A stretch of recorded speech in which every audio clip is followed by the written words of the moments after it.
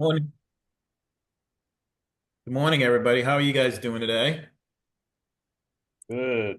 All Good. right. So Feeling good. we're doing good. So Todd and I are here to teach utilities management to you. Um, I'm almost certain you guys know a bit about this. So hopefully it will make the class fun. But I'm Mike DiGattano, Director of Plant Engineering for the Greater Charlotte Market, and Todd.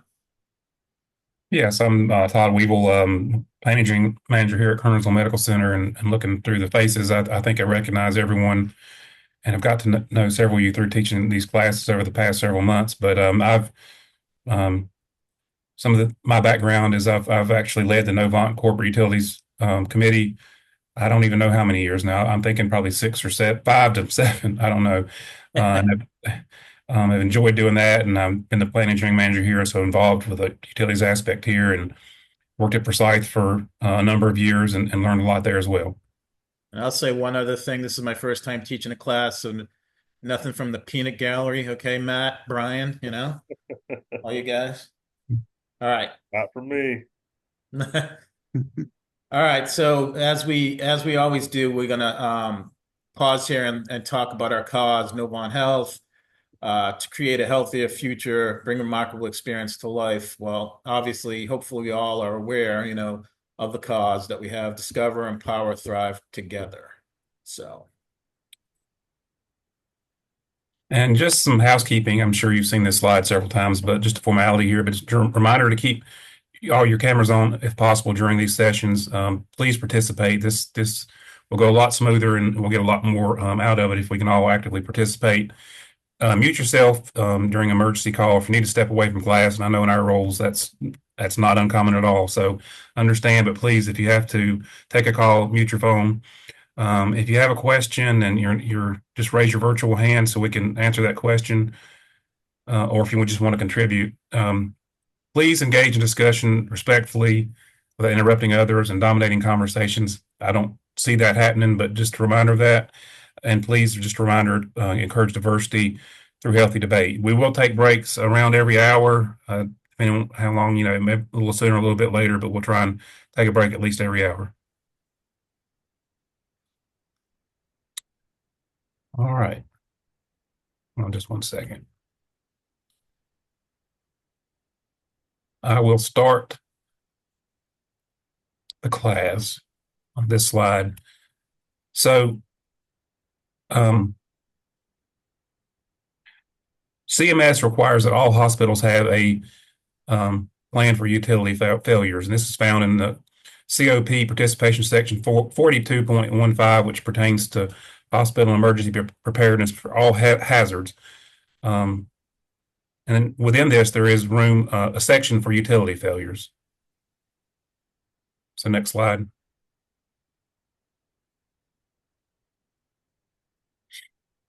So reliable care. So healthcare facilities are not only expected to provide exceptional care, but they also are expected to provide safe and reliable patient and staff care.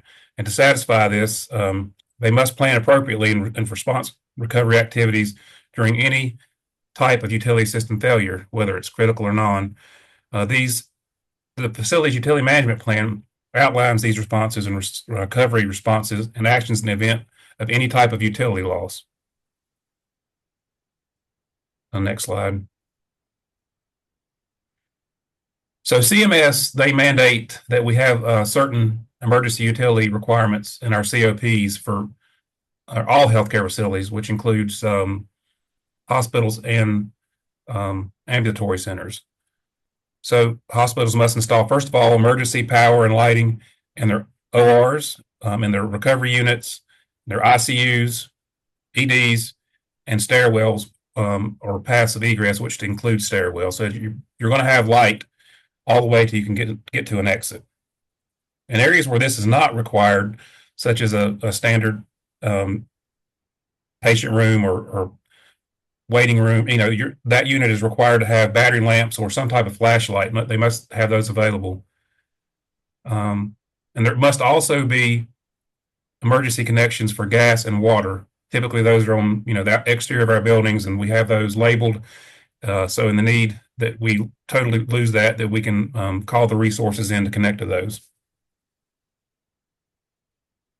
Next slide. So this is a diagram that outlines the utility management plans. You have which are reviewed and updated at least annually, but you have the problem, then it goes to a group and it's put on paper, then it goes for review. And we must determine failure response activities and document these activities in our utility management plan, and they have to be reviewed and updated at least annually, usually at your local EOC and your corporate EOC. Next slide. So above, you see the steps that are taken annual to ensure the effectiveness of the utility management program. So the Environment of Care Committee, also known as the PE Council or Physical Environment Council for our coastal market, reviews and approves the facilities utility management plan in their annual meeting minutes. So first of all, we ensure the plan is still relevant, applicable, and effective. And then we make sure we evaluate the plan's performance during the previous year to see how we did then. And we document the review and identify goals for the next year. So we're already planning ahead for the following year. Next slide. So some of the outcomes: planned responses to utility disruptions help keep patients and staff safe, especially when they're related to life-saving equipment. A good example of this is a ventilator that's connected to emergency power. This requires proactive and continuous maintenance to support equipment reliability and prevent early failures. Equipment inventories must be maintained, and regular preventive maintenance must be performed per the manufacturer's recommendations. Some other examples are indoor air and domestic water quality, which affect healthcare associated infections, or HAIs. So these utilities must be quickly and safely restored or supplemented when disrupted. Many times, temporary accommodations must be implemented. These are all part of the utility management plan that can be found within that, detailing that. So now we're going to move into a little bit further into this. So utility system sources can be either internal or external. I think we all realize that. Next slide, please. Many external utility services power healthcare facilities, building utility system components, such as a water source comes into the building, our building, and then our building, we take that water source and utilize it to bring, sometimes we bring, we have water, we have electricity, we have steam, we have nurse call, fire alarm systems, and in general, we just have a lot of different utilities come into the building, and we utilize those different utilities to make the building function, obviously. Next slide, please. Multiple utility system components are affected when an external service is lost. And I guess we're just going to use, for an example, water. City water service was interrupted, then the hospital lose domestic water. The loss of domestic water would affect dietary services, environmental service, hand washing sinks, showers, toilets, eye wash stations, and more, as we know. Also, if we were to lose some water coming into our CEPs, it'll affect our boilers, chillers, cooling towers. Next slide, please. So utility services sourced internally instead of from external power system. So such as a utility service that comes in, we would take water, we can transfer it to steam, heating water, and then we have chilled water, medical gases. So external utility systems that come in, like I was saying, we use to turn into different types of energy and utilities within the building, such as like we see on this slide here: steam, heating water, chilled water, medical gases. Failures can occur at any various points within a utility system. As we know, there are several things that could go wrong with that. Let's see here. Major utility disruption points could be a main electrical normal power switchgear room, a multiple generator paralleling switchgear assembly, which we all have, water metering and water mains, the main chilled water piping that connects multiple chillers together, major steam piping that connects multiple boilers together. So when we're looking at this, it's not just like one failure point. There's failure points all through the utility system. And then, as I was saying, further downstream, there are still very impactful distribution points.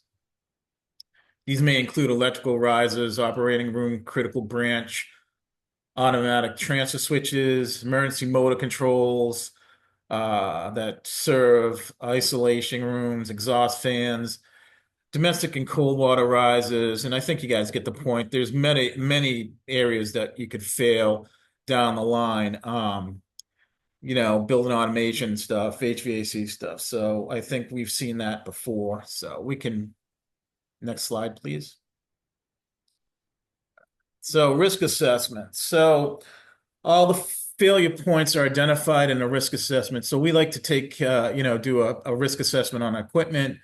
All these failure points are identified and evaluated based on risk and impact on patient care. So we have a risking system, risk assessment system for Novant Health. Common sense, the higher the risk, the more important and urgent the responses activities should be. The highest level risks are managed with proactive monitoring, redundant equipment, redundant distribution, and dedicated response teams. So we have a majority of those different things. So we do, every year, we try to conduct a vulnerability analysis to determine each utility's most impactful vulnerabilities. They often are high-level distribution points, or where a single failure has multiple ramifications, such as a common power source or redundant devices housed in a single piece of equipment. Next slide, please. So redundant distribution versus capacity. So most of our hospitals have redundant capacity, but not redundant distribution. Multiple chillers that supply the same chiller header, for example, provide redundant capacity, multiple chillers, but not redundant distribution since there is only one header. So obviously those multiple chillers go into this one header. If we lose that one header, you actually lose all those chillers. So the common header is a single point of failure at that point. Another example is parallel switching gear that ties several generators together. You could have 4 generators, 5 generators, 3 generators, but if that parallel gear goes down, then you have no generators. Utility disruptions. So a critical part of the utility management plan is how the facility will handle the disruption within its utility systems. Distributions can be scheduled, which we do. Disruptions can be scheduled, unscheduled, but planned for, or unscheduled and unplanned for. We've all, I believe, have experienced that one time or another in our industry, I think. Identifying the necessary steps, available resources, and information to be communicated helps the facility manage the disruption, whether it is medical gas, emergency power, or any other utilities. So now we have review and discuss an example utility disruption report from Rowan Medical Center. This is going to be your first homework assignment. So if you want to go ahead and pull up those 2 documents that are related to that first homework assignment. The first one will say homework 1, disruption, interruption report evaluation. It's a Word document. And I also gave you a copy of this just so that you can see it better. If you want to pull that up as well, this is a PDF of the utility system interruption report for Rowan Medical Center. And just as a group, we will discuss each of these different points. So I'm going to take us off of screen share to make sure that everybody has a copy. of the homework. If once you have a copy of the homework in front of you, go ahead and give me like a hand raise or a virtual thumb up. Seth, thank you. Brian, thank you. Kimler, thank you.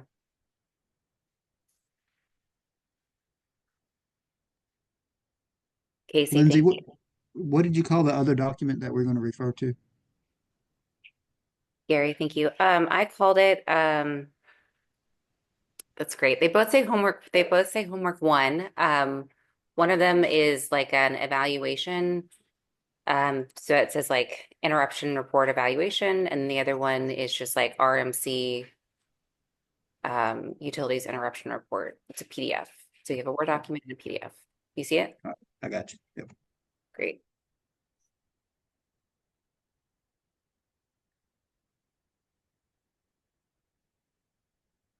Sean, thank you. Justin, did you get the copy in front of you? Okay, perfect. Thank you. And Yeah, Dusty? I'm good. Yeah, I've got it.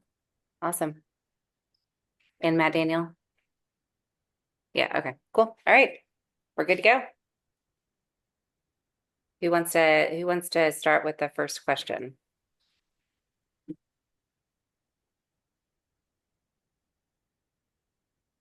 I'll go. All right, it says, does the report clearly describe what happened and the impact on operations? And the answer, it would be yes. It has the actions take in response, and the impact is in the first paragraph there. So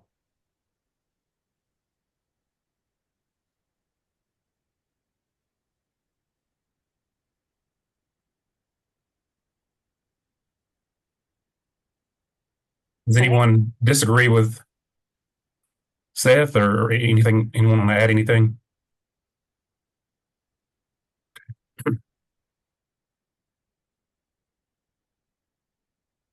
So who wants to take the second question?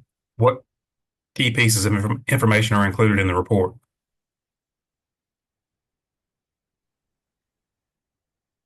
Todd, I'll go ahead. Okay.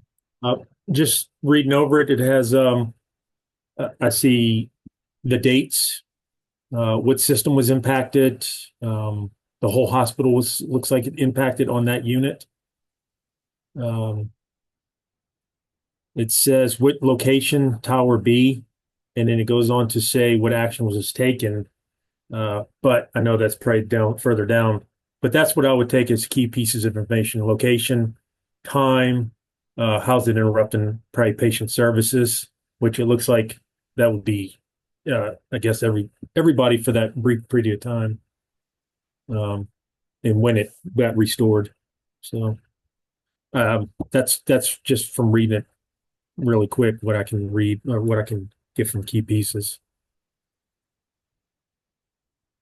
I'm not sure that it may be if we mentioned it. I don't think we've mentioned it yet, or it may be further in the presentation. But this is a not only is this just something we in our policy that we do internally or some other organizations do, but this is a CMS which governs Joint Commission and all the most accreditation bodies, DNV and AAAHC. This is a requirement of theirs that we have this. So just want to make everyone aware of that.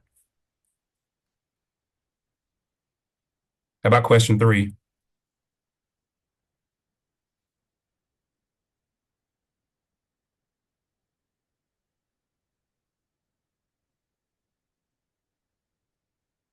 Remember the interaction part here. Yeah, what was impacted, guys? Don't be shy.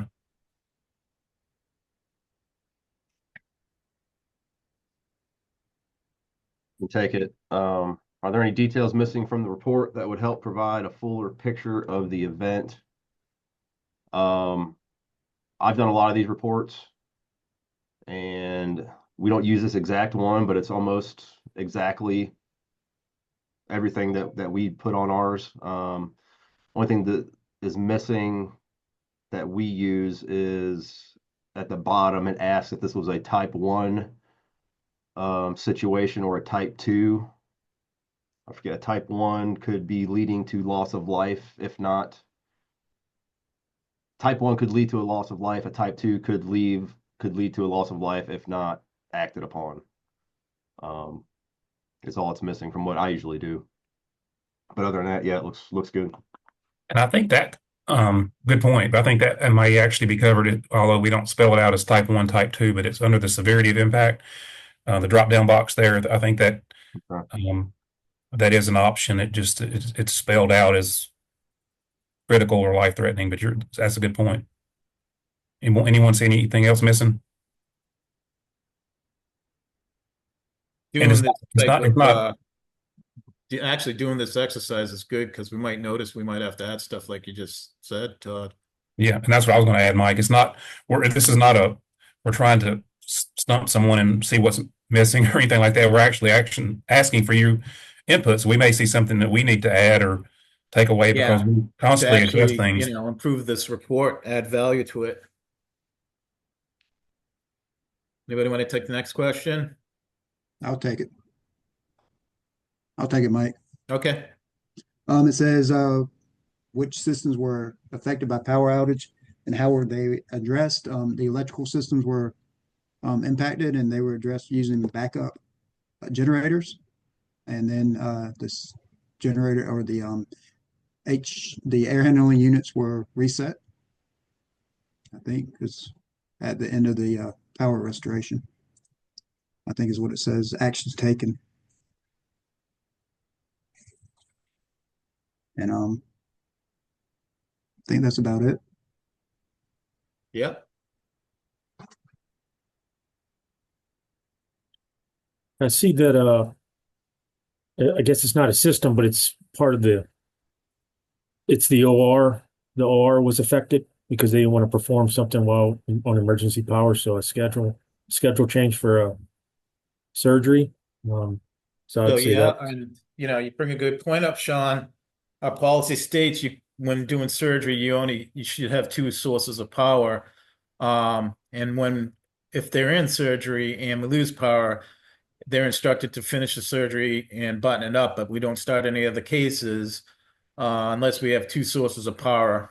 That actually happened to us at Presbyterian in a major utility outage. So that's another story for another day. But anyway. Good point. I'll take the next one since I kind of answered. It sounds like I kind of answered it. Number 5, how does the report document the impact on patient care? Well, it's obvious that a case had to be rescheduled and the patient had to be woken up. Like Mike said, they couldn't do it on emergency power alone. So that's kind of a big deal. So I'd say that's how it impacted that, at least that one patient in this report. Well, you also, I'm sure there were more, but you also got to look at that. The impact is through that whole tower, right? So yes, sir. the impact in air conditioning and heating, those type of things too. So it's not only the patients being affected, but you get visitors and also our team members. So that's quite a power outage they had. Matt, don't look so bored, bud. You look good.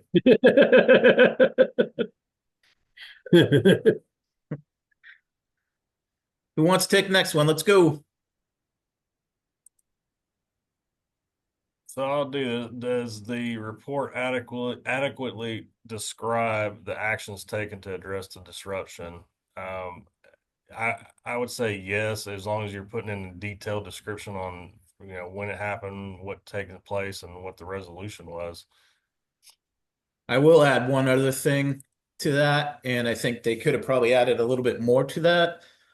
Based on the whole tower being down, they could have added some other things other than the OR stuff and patient impact, but that was direct patient impact. So.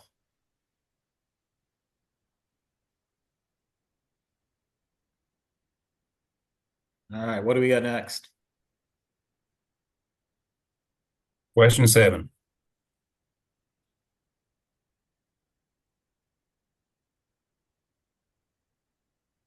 All right. I know what my answer would be, but I'm going to see what someone else would. I'm sorry, I didn't hear you, Todd. What'd you say? I said, I know what my answer would be, but I'm going to see if what Yeah. someone else's would be. Okay. Does the report include a clear resolution or next steps? Um, I, I've never really dealt with these reports too much, but if I'm going to answer honestly, I don't see that next step process. So I would say no, but I'm not sure how this is supposed to be taken from my point of view, because it doesn't really say what the next steps are. I feel like these reports don't leave room for a next step. I feel like this report is done once the incident's happened and it's been resolved. I don't know Yeah. what next step you would be looking for. Well, I do think that you're right. And I think we might have an opportunity here to change that form. Uh, I remember this form from, I don't know how many years we've had this form. So we might have to look at it, Todd, you know? Yeah, and I'm with Matt on that one a little bit. I think some utility outages there could be next steps involved, and some Some are cut and dry. yeah, cut and dry. I mean, we prepare for those, and we've already have our next steps in place. I mean, I think they followed those next steps, and Well, as we said, utility disruptions can occur when we plan them, and those would be next step pieces too on those. Because we know we put like a 4PO telling them we're going to shut the water down from this time to this time. This is what to expect. Next steps are this, and then finally the whole disruption's over. Mhm. Unplanned event it's a different story. So, but yeah, we might have to look at that.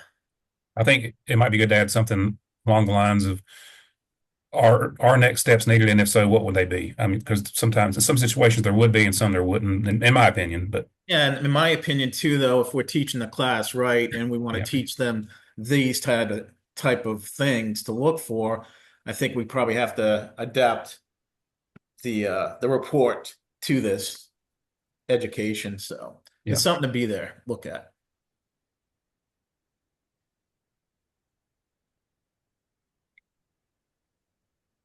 Last question: who wants to take it?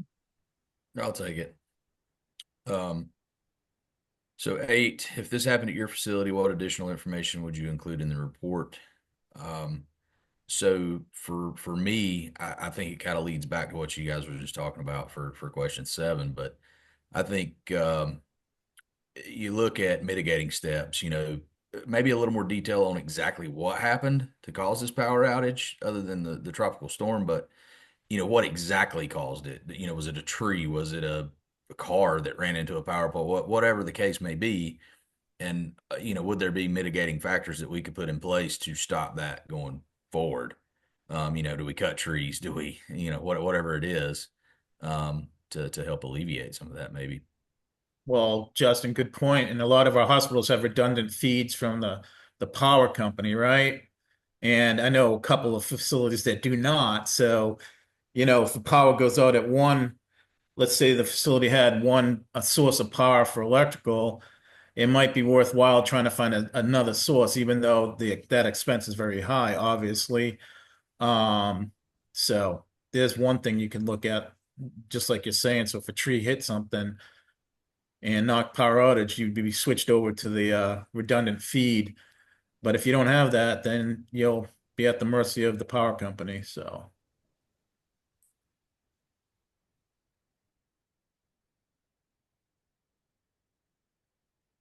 All right. Any other questions on that? Okay. Good discussion. Yeah. Okay, so in this one, you're going to actually fill out all of those fields yourself. So I'm going to break you into 2 different breakout groups. You will need the homework assignment number 2 to complete this, and then Todd will lead one group and Mike will lead the other group.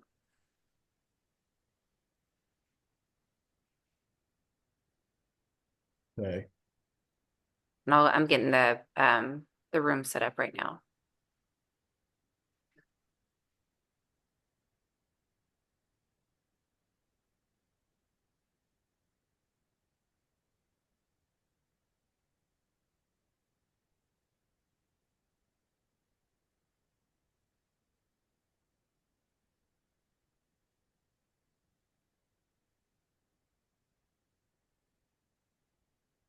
Does everybody have a copy of homework number 2 in front of them? There's no other attachment. All the scenario and everything you need is right there.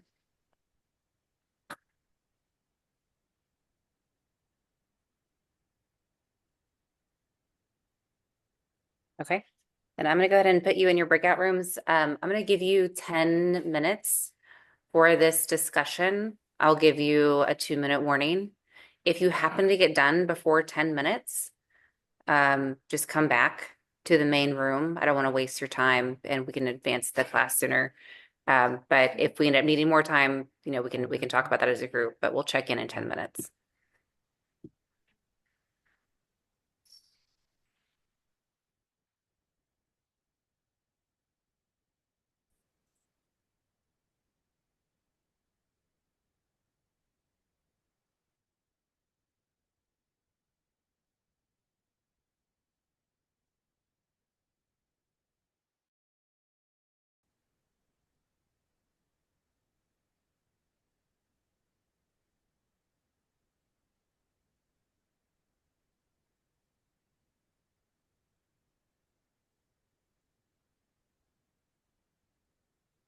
Okay, welcome back. Hey, I'll be right back. Something's coming up. Sorry. Okay, thanks, Seth. I'm just doing a quick time check. We're 45 minutes in. We can take maybe like a 5-minute break now, or if you want to power through up to our next assignment, that might just take us a little bit over an hour. Do I have a vote either way? I think, why don't we power to the next one and then take a break? Okay, thanks, Mike. Yeah. Excuse me. I need to back up then. Hold on. There we go. Todd, I believe this is you. Yeah, it's me. All right, so here is an example of one of our loss of policies. This is loss of water at Kernersville. And failures can be simple or they can be very complex. Some examples of loss of policies include electricity, cooling, HVAC, med gas. Major example distribution failures include a failed main chilled water header, main steam header, electrical riser, main oxygen riser. So we are required to plan for all utility failures, and we have to have a specific policy in place for each one of those. For example, the loss of steam policy. These are procedures that we follow in detailed steps and for response and recovery from partial internal failures. So essentially, on these loss of policies, to make this short and sweet, this is not the entire thing, but this is specific to Kernersville and the loss of water. It details where the city connections are, what our backup plan is, what emergency phone numbers to call, and things of that nature. And so if a technician or anyone, if we experience this is saved and we have it on the policies and procedures document manager for Novant, that we can go pull that, and all that information is right there for someone to take a look at. And I personally, since this is one of mine, I have to go through this each year and make sure nothing has changed, like names and vendors and things of that nature. So next slide. Utility system maps. A lot of times you'll see these in mechanical rooms, such as a switchgear, boiler, or chiller rooms. That is definitely best practice, and we're required to maintain these maps detailing the distribution of utility systems throughout the buildings, and they must be readily available. So if you don't have those mounted on the walls, a lot of times they're framed or stuck on the wall there. If you have to have them somewhere in the shop where folks can get those quickly and respond to utility outages. They also help technicians and contractors respond quickly and in general maintenance. Next slide. So there are labeling requirements. There didn't used to be so much back in the day, but over the years, they've been more and more requirements. In addition, the Joint Commission, CMS, and DNV requires hospitals to clearly and consistently label their shutoff controls and valves. You don't want to be shutting off the wrong thing. So labeled shutoffs help the responding staff quickly locate during emergencies, which also prevents issues like flooding and other areas getting ruined as well throughout the building. It also eliminates the possibility of turning off the wrong or control, which adversely affect another system. Some examples are arc flash on our electrical panels, fire alarm circuit breakers, including suppression and sprinkler systems, electrical distribution labeling, medical gas valves. Next slide. Here are some examples of med gas labels, and you can see that they're all uniquely colored to distinguish between others. Oxygen, and I think most of us on this call will recognize these colors, but oxygen's green, med air is yellow, nitrogen black, etc. So these are some label examples for med gas. Next slide. Team member training. So utility maps, labels, disconnects, and shutoffs are all essential. They also should be included in the response procedures. It is important to train our team members to locate and read utility maps so that they can identify affected equipment and respond appropriately. Then they can communicate the implications to other departments throughout the facility. It's also important to train them quickly to identify and safely exercise shutoffs and disconnects. It's best practice in all of these scenarios through a drill or similar exercise, or at least annual basis for a refresher to current team members and new hires. Next slide. Okay. Okay, so you should all be familiar with this. You've got your QR code. I'm going to wait until I see a response from 9 of you. So I'll be looking for that in the upper right-hand corner. When I see that number turn to 9, I will reveal all the answers.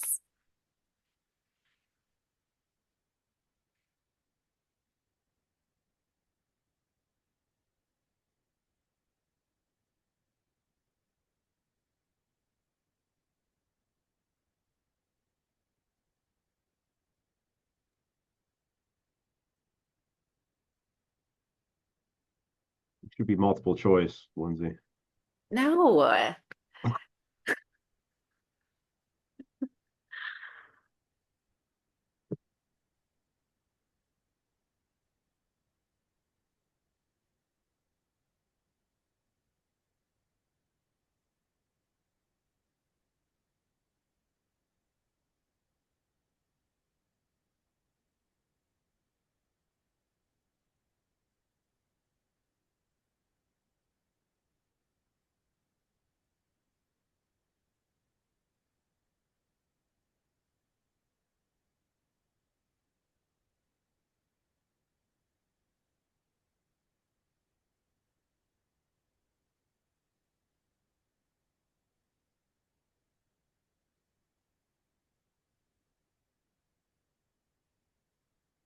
Hey Lindsay, I'm having a little computer issue and I can't get to the QR code or it's not working for me.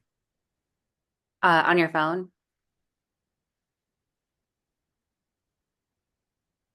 Did you try to use your smartphone? Yeah, like I've done in the past. Okay. Well, you're off the hook this time. All right, thanks. Just waiting for one more person. Everyone looks like they're at least in front of a computer.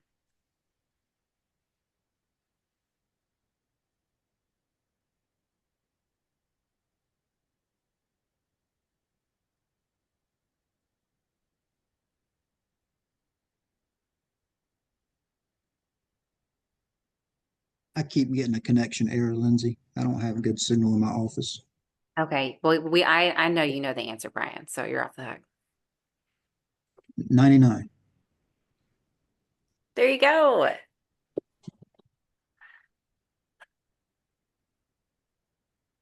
right, looks like most of you got it. Good work.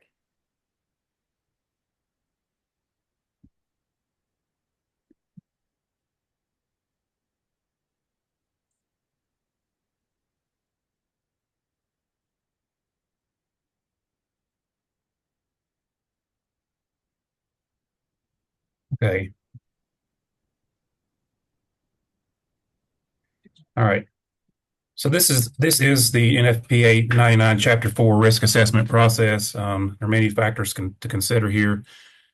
First, you want to evaluate. So what does this equipment do? Is it critical? Is it non-critical? An example of critical versus non-critical would be medical vacuum system versus a mechanical room heater. Obviously, the medical vacuum is critical and the mechanical room heater is not critical. Also, what areas could be affected if something goes wrong? ICU or OR versus a cafe. Obviously, ICU and OR are much more critical than the cafe. So what could happen if the equipment fails? So if the equipment fails, would it cause harm to patient or merely discomfort? And what services do the equipment provide? So is it critical? For some examples would be critical or life support versus HVAC. The critical life support is obviously life-threatening. At the same time, the HVAC is just comfort, but it is not life-threatening. Next slide. So the steps in the risk assessment process, there are several ways to conduct this, but here's one approach that we've presented here. So first of all, determine where the equipment or system is located. Specify which system you are assessing. For some examples, electrical, HVAC, medical, gas, etc., and understand the procedure or process that uses this equipment. And assess each system's potential impact on patients and caregivers if it fails. Once again, I go back to the HVAC versus life support. Determine the system's category based on the worst possible outcome or failure. Evaluate various factors that could affect risk, and follow the specific requirements for each category described in the code. Next. So building systems and healthcare facilities must meet one of 4 categories based on a level of risk to patients and caregivers. There are 4 levels of categories of risk associated with building systems, with category 1 being the most critical systems. They must always work or be available. Failure can cause major injury to the impact, such as amputation, burn, acute illness, loss of sight, shock, asphyxiation, or even death. Examples here are emergency-powered ORs, med gas, and an ICU, some ventilators, and cardiac cath equipment. Category 2, a step down from category 1, these systems should remain highly reliable. Their downtimes do occur and are acceptable if they do not significantly impact patient care. They support patient care and are not essential to life support. Some failure might cause minor injuries, but not life-threatening. Examples are task lighting in patient rooms, domestic water in patient care areas. Category 3, they are systems expected to function normally, but failure would not cause injury at all. Only discomfort to patients or caregivers. These systems are not critical for patient care. Failure can discomfort, but no injury occurs. Examples are heating systems, humidity control in non-operating rooms, dental drills, and motorized beds. Category 4, the least critical, not that we don't need them, but they're systems that do not impact patient care. Patients would not notice their failure. Some examples are your lawn irrigation system, seasonal lighting, PA systems, the tube system, and vacuum systems in research areas. Next slide.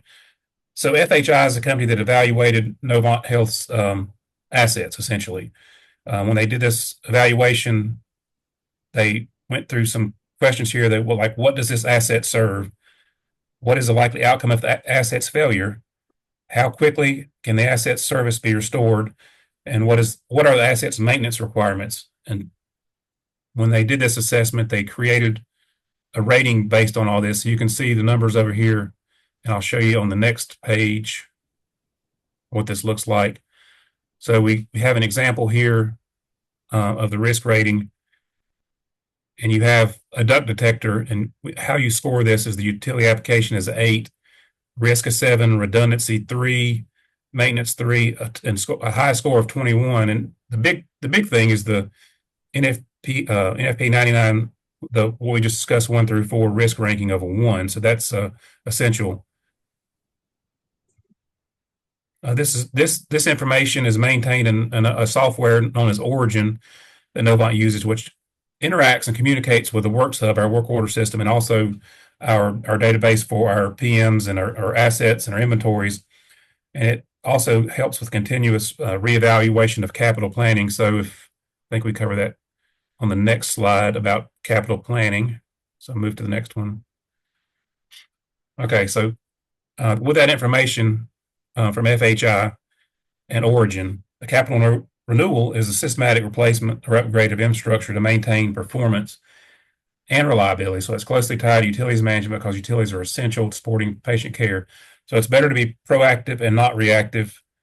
Work orders for corrective actions are taken into consideration through the Works Hub. They capture critical details such as the asset repair frequency.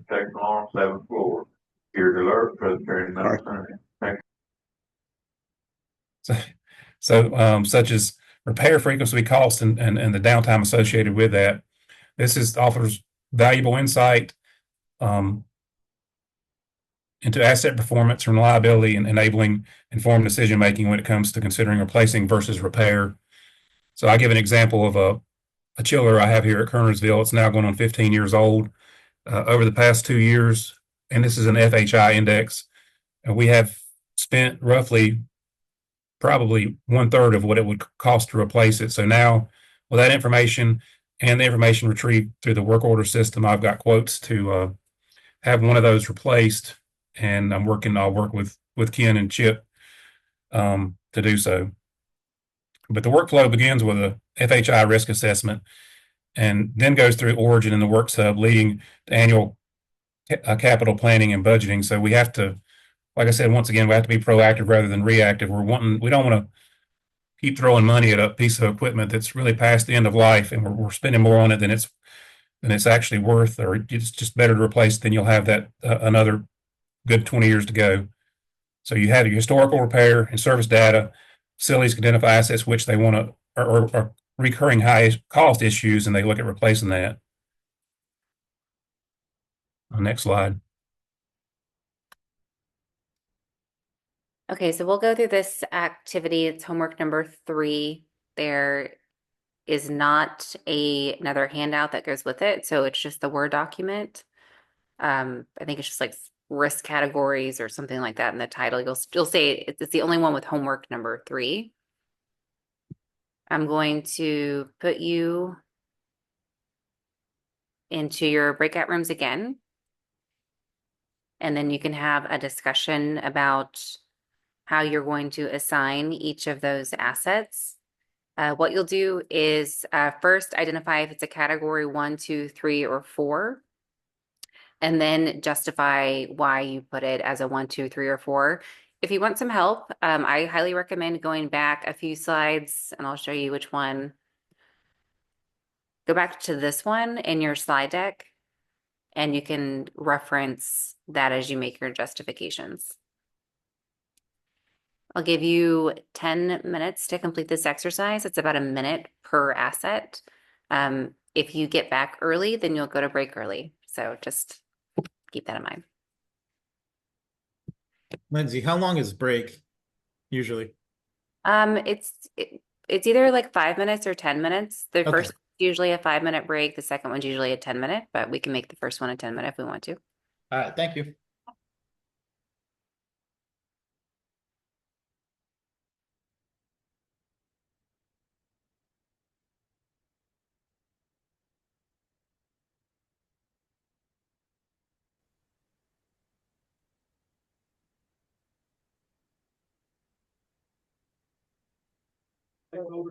Yeah, they had figured out how to get the feedback. You're darn right. You're darn right. 'Cause we've been losing. And we don't want no- You put it in that box. Yeah,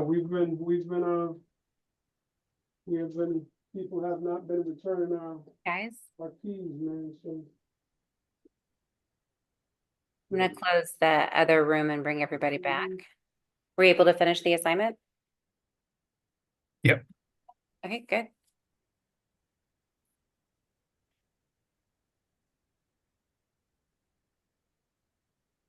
Do we have any votes for a 5 or a 10-minute break? 5 works for me. If someone needs longer, that's fine as well. But 5 works for me. But Okay. Let's stick with that then.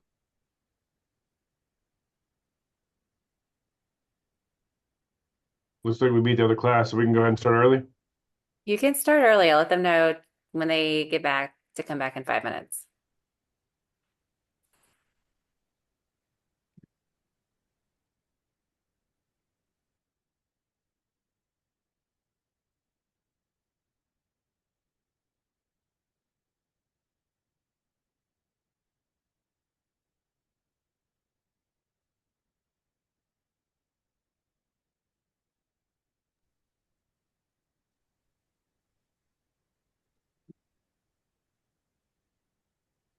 Welcome back.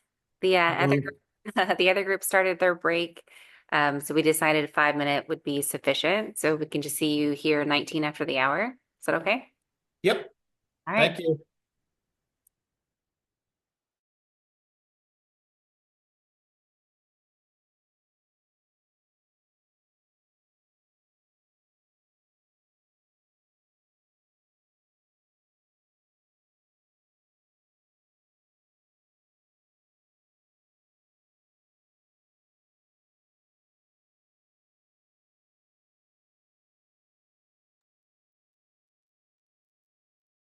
Okay, I see a bunch of you are getting back.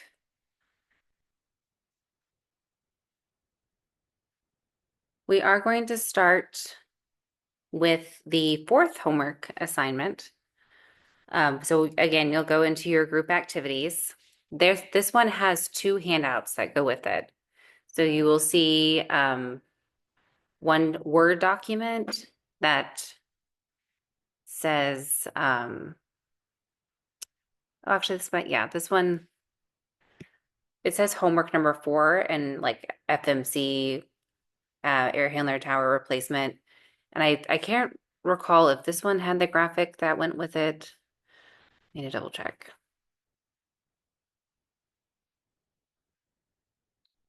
Yes, it's the one, oh yes, it has the 4P. So you'll see a document called Utilities Management Homework 4 FMC West Tower AHU utility failure. And then you'll see another document. It starts with 4P FMC West Tower AHU shutdown. And the third document that you'll need is the FMC West Tower AHU shutdown graphic. So can I get like a virtual thumbs up or hand raise when you have located those documents?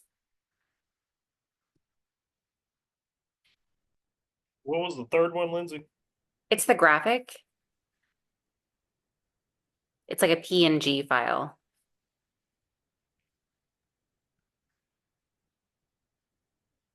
FMC West Tower AHU shutdown graphic. it's kind of like a blueprint, Matt.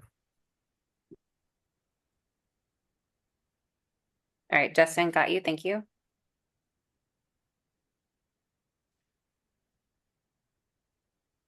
I got it. John, thank you. Dusty, thank you. Gary, thank you. What are we doing? Sorry. Okay, so we're doing homework number 4. Yep. So I just need you to locate 3 documents for homework number 4 that I emailed this morning. One is a 4P and one is a graphic. You got it? Yep. Okay, cool. Brian, thank you.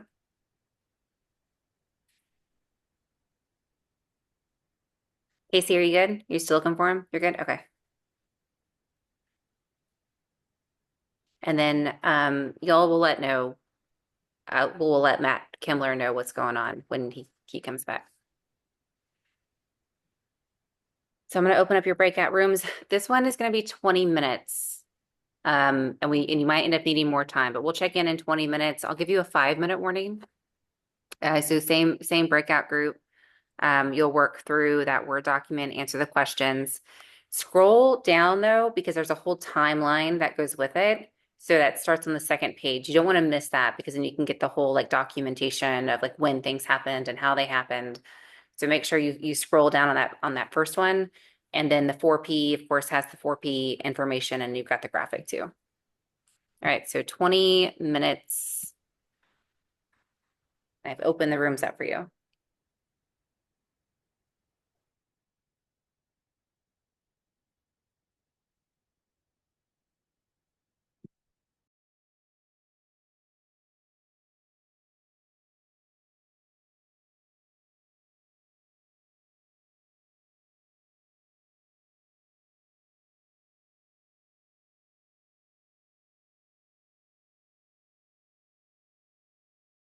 You guys get it done?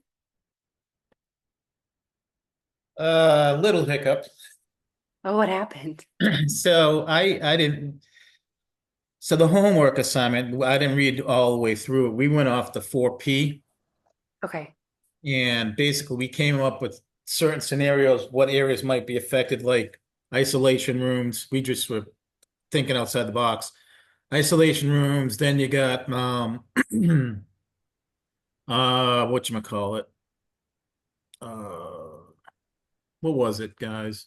Isolation rooms, and then rooms with sterile Instruments. instruments and stuff in it. So then we said where would the failure points be, and then what we would do to obviously mitigate the risks and all those different things too. But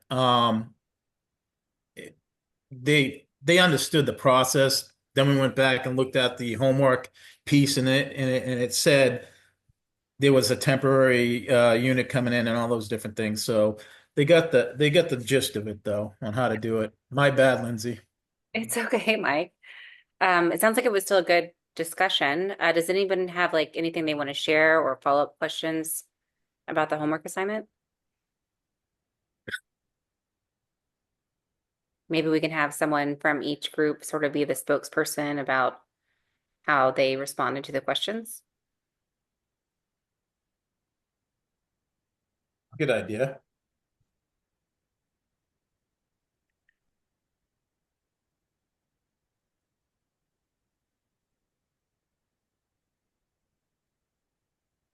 Anybody want to volunteer for my team? On the Remember ice your action. This is your guys' time to talk about it.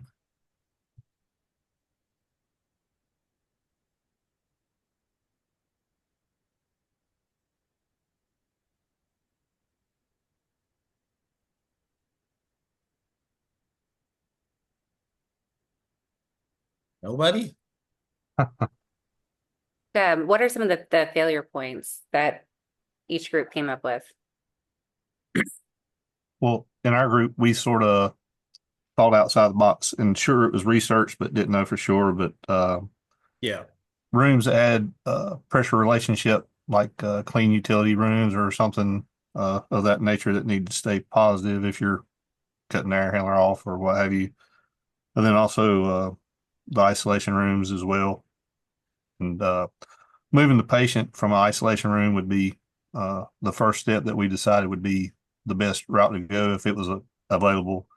And then if not, we would use like the HEPA fans like we did during the whole COVID epidemic. And then as far as the pressure relationship room, spot coolers and stuff like that to try to keep the temperature and humidity in range where it needed to be. Yeah, we talked about the likelihood and impact of each two. And we determined that the areas that he had just described, the ISO room and then also the room for temperature and humidity for sterile instruments is very high and likelihood is high. So we put them at 5s and it came out to a 25 for us ranking that. And like you said, the mitigation piece of it would be for the ISO room, we would obviously, we'd prefer them to move the patient out into another ISO room that is currently not being affected. But if we weren't able to do that, then we would bring in HEPA filters, fans, and rig it that way so we get negative pressure in that room.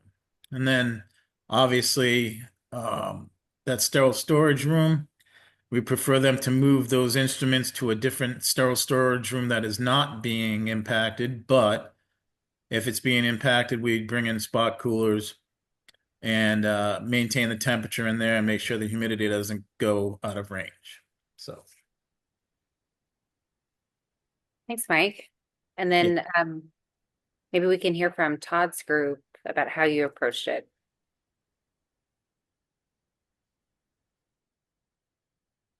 Yeah, I'll go ahead and be the spokesperson. We were a little bit confused as well, looking at the 4P as a, compared to what the questions we're asking on the homework itself. It looked like the 4P was maybe one of the phases and not all the phases. I'm not sure. Is that what it was? Right. Okay. All yeah, right. that's where we get confused, Seth, too. Yeah, So All right. So we just kind of ad hoc did, I guess you could say. I could share my screen if you want.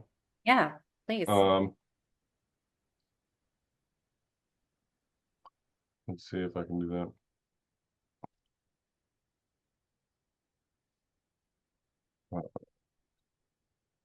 Where is it? There it is.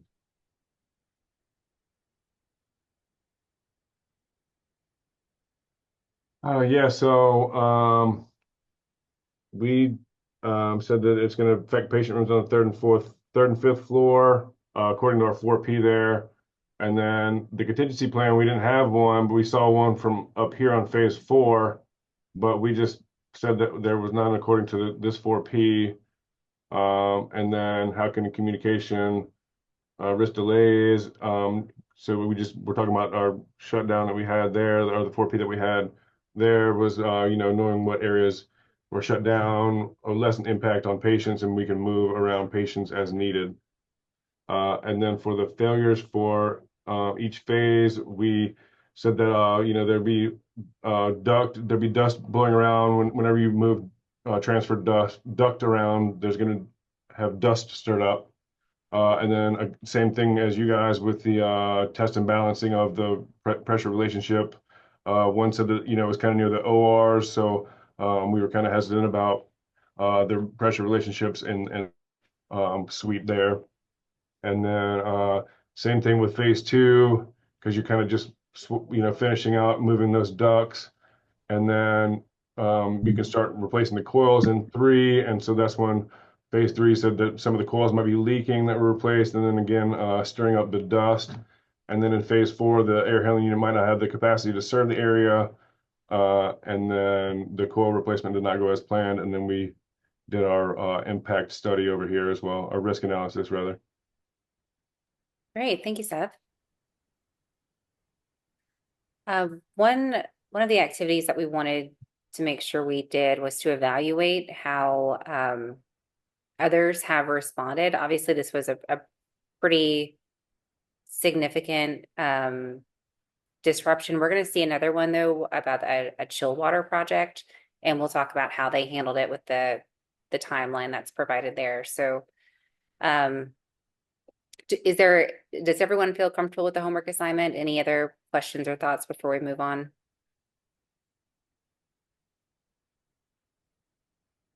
Okay.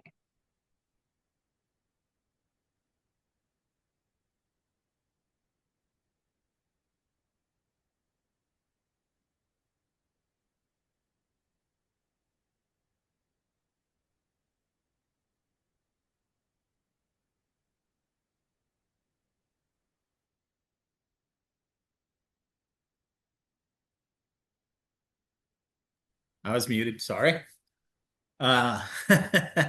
Utilities management system. Utilities management systems, UMS, involves managing all aspects of utility services, including water, electricity, med gas, and HVAC systems to support patient care, maintain a safe environment, and prepare for emergencies. It ensures a hospital's physical environment remains resilient and operational by minimizing utility failure risks.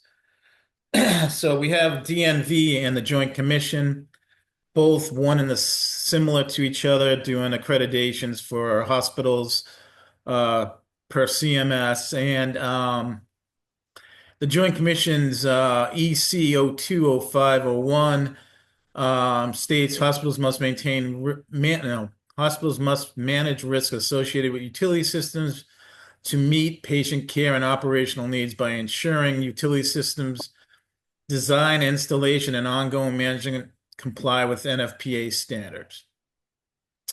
And then the DNV has a PE 8 SR 1 through 2. Hospitals must establish a UMS that provides a safe and efficient facility, reducing the opportunity for hospital-acquired illnesses. The utility management system should include processes for evaluating critical operating components and ensuring proper maintenance, testing, and inspections. So, per the government, obviously, these two entities do inspections for us to make sure that we're following these needs. And it also is, it's regulated, as we all know. So, next slide, please. So a lot of it revolves around the utility systems design and installation, as we know.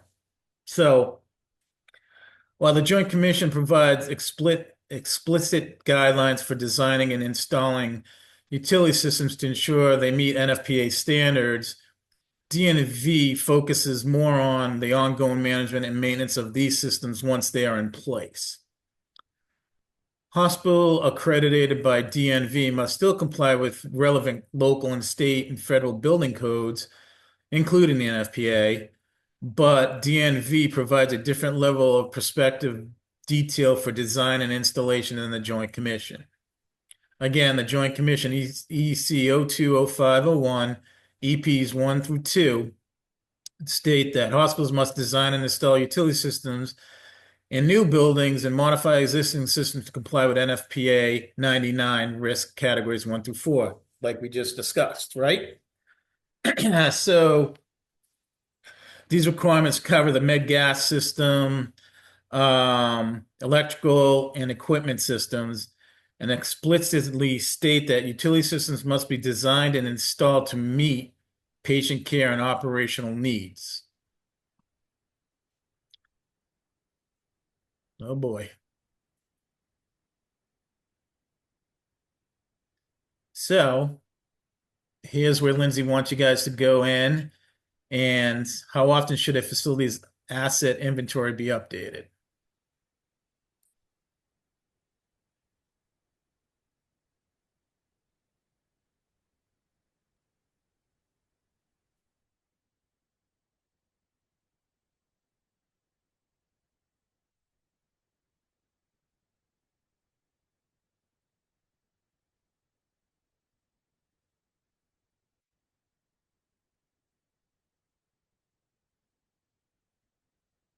You can ask Jennifer Williams this question.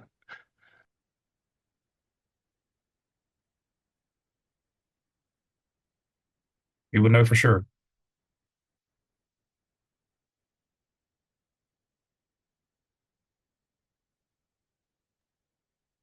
And if you didn't, she'd beat it into you.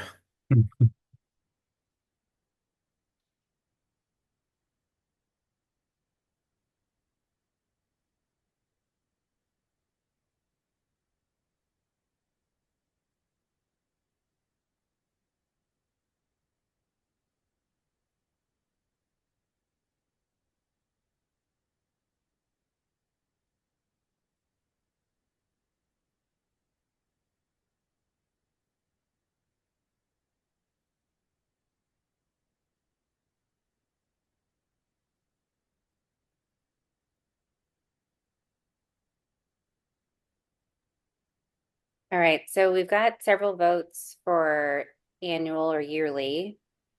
I have a different answer than annually, but for those of you that said annually, why annually?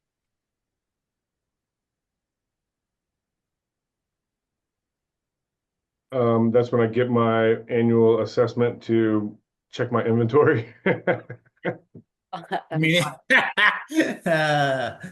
Honest answer. yep. Is this based on a code requirement? Oh, Brian. It should be, or annually or when equipment changes are made. It should be updated to the inventory list. And so tell me about when equipment changes are made, what would that involve? So I know we just had a air pressure relation project go on through our stairwells, and we put in some new hatches and stuff to access equipment.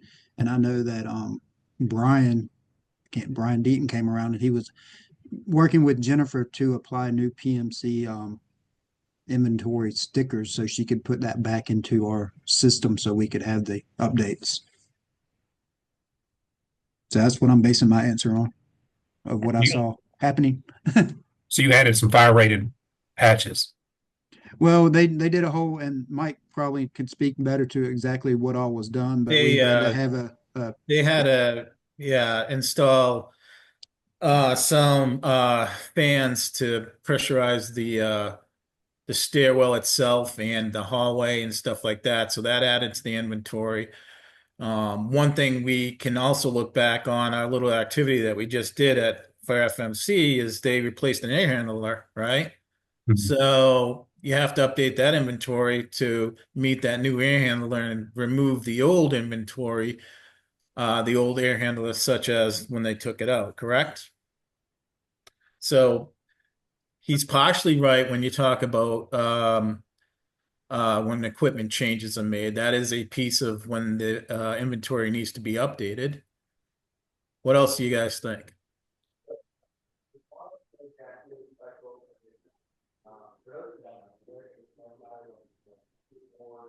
I'm Lindsay. I've got a little bit of different opinion. Let's hear it, Todd. Well, in my opinion, I don't think there's a requirement to do this annually, or regularly, or monthly, or yearly, anything. It is definitely when equipment changes are made. So when something's added or removed, that's pretty much it. That's when you pretty much have to update your inventory. Once you, it's a new piece of equipment, or as Mike mentioned, if you remove a piece of equipment, whether you add something in its place or just totally, for his example, if you have an air handler, and it's 770 is the inventory number for Presbyterian, and you can't use that same asset for the new one because it's a different manufacturer, most likely different specs and serial numbers. And so in my opinion, it's just when equipment is added or removed. Yeah. Yeah, I agree with that as well. And to my knowledge, there is not a code requirement, at least not from NFPA, that requires a hospital to maintain a utility inventory at a certain cadence. They just require that hospitals have them, an accurate asset inventory, in the same way that you're required to have accurate and updated life safety drawings. All right, we will continue on.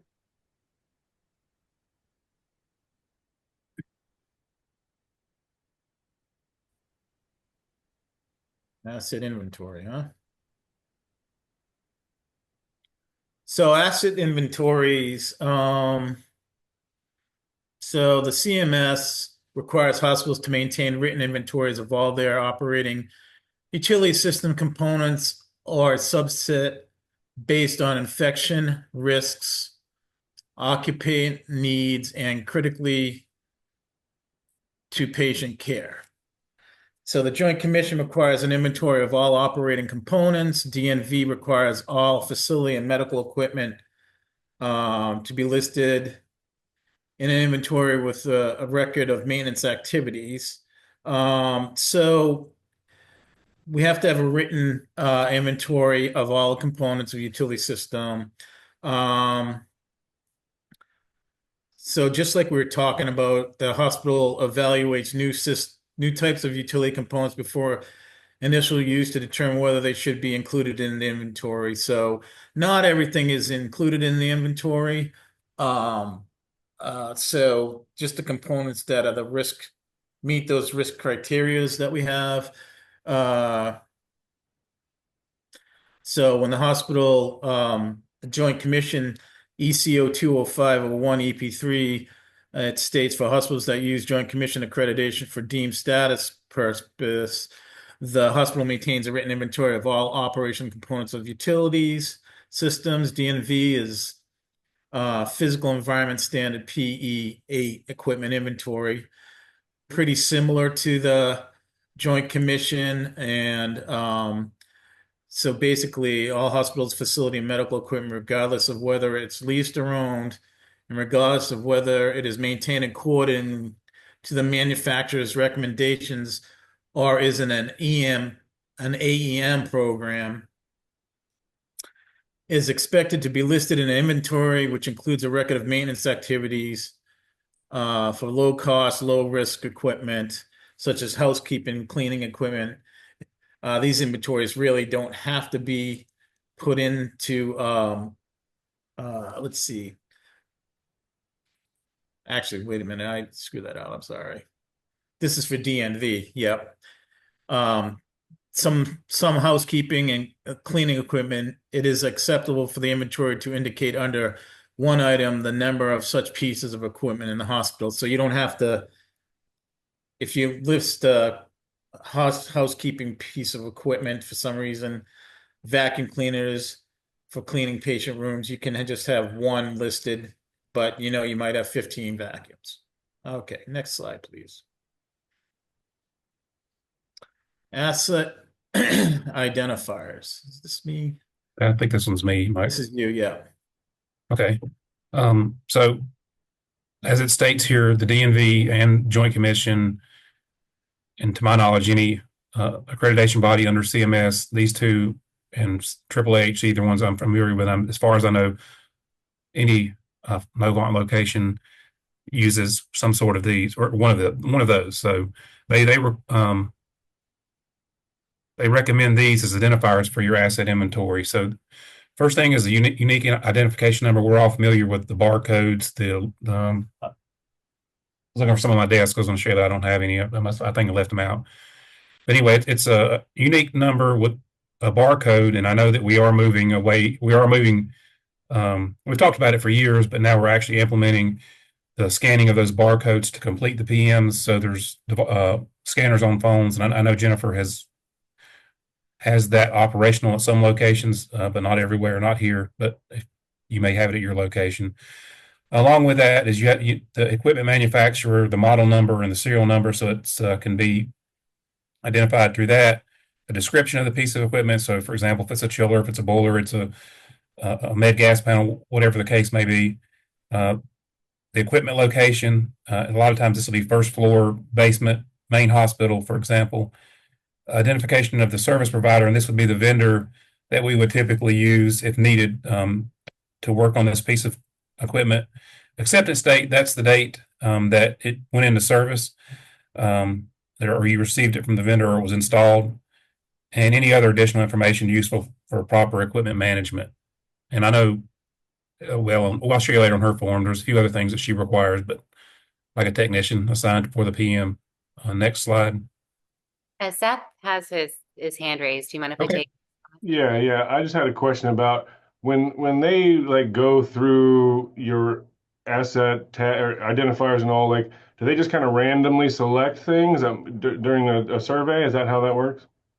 Well, they can ask for anything, a maintenance record or preventive maintenance record, just for a generator or air handler or anything, and might jump in if I miss anything, but they can come in and say, show me your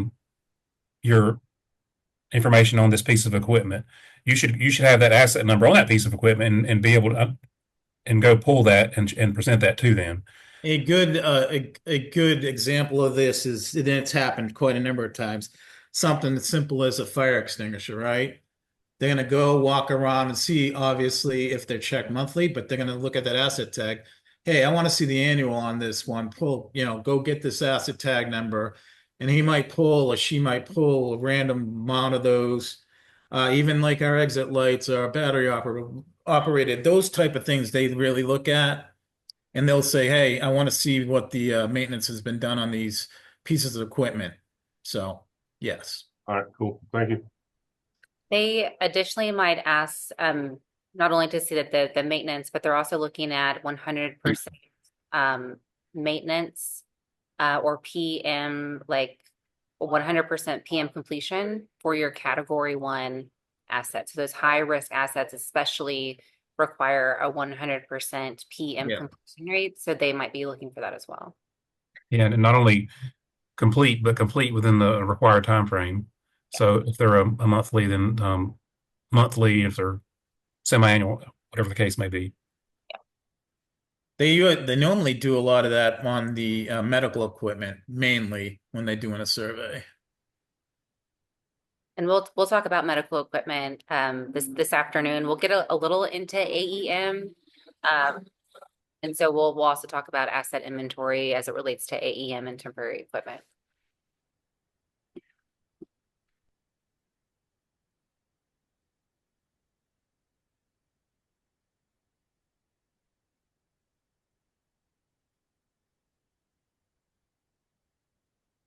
This me? So I think it's me. I had a different slide on the deck that I had, but I can go ahead and. So this is asset management. We maintain our inventories in the Works Hub, the TWH, also known as the work order system, and this is maintained by our CMMS Jennifer that we've just mentioned. Any new assets that need to be added to the Works Hub, there's a form that she's actually created and is sent to her to process this.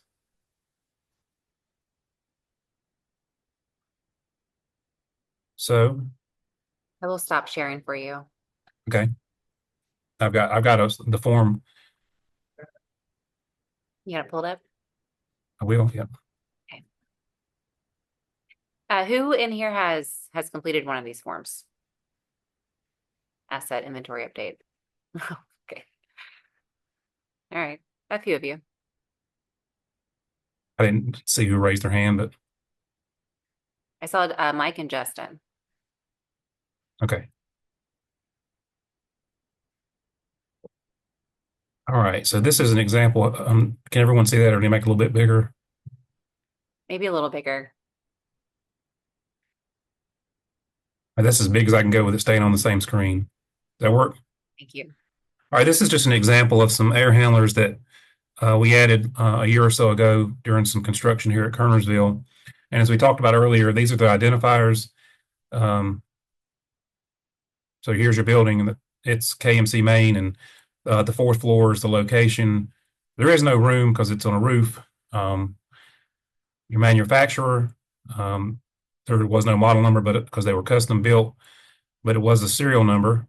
So some of these you will just have NA because you don't have a number for that. And then your asset comments. This is a identifier that I had mentioned earlier that we require. So you have to assign this to a certain technician in order for them to get that in their queue to complete monthly or whatever the frequency is.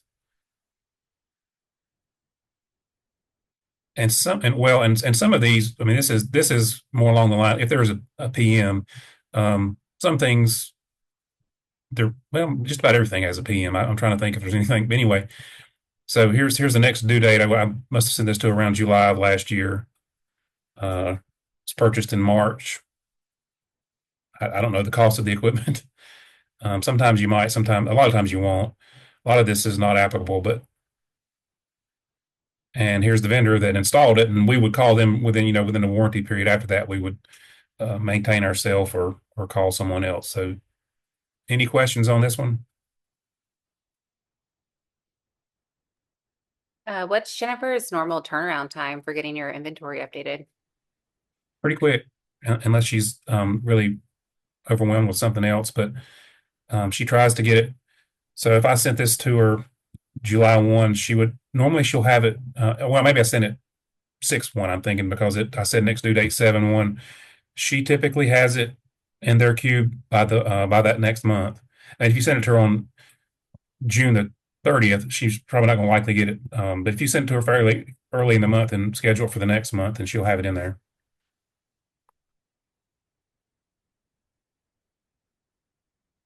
For those of you who have also filled out one of those forms, do you have any advice for others who haven't? The only advice I can Take it tell you, slow. Take it slow. you should use the form. Some people don't use that form, and then it'll come back to you and we'll have to redo it all over again. And to Todd's point, some of the stuff is not applicable, and just make sure you write that in there, and not just leave it blank, because she'll just say, hey, you forgot this. But if you put NA there, she's going to understand, okay, it's not applicable. Like he said, it's a custom build. It doesn't have a model number. So just keep that in mind. Is that form on a drive that everybody can get to, or do you need to reach out to Jennifer to get that? Reach out to Jennifer to get the most updated form. I just did that because I have to we're gonna take all our provider-based uh, fire extinguishers, exit signs, and battery-operated lights, and we're gonna put that into inventory. So I had to get that inventory sheet, which I just got, which was updated. So I'd go to her. Yeah, or any managers, but yeah, Jennifer, she's usually really quick to get it back to you. Yeah. And it probably is on Drive out there somewhere, but you could ask her for it and probably get it sooner than you could find it. Thank you. I would agree with that.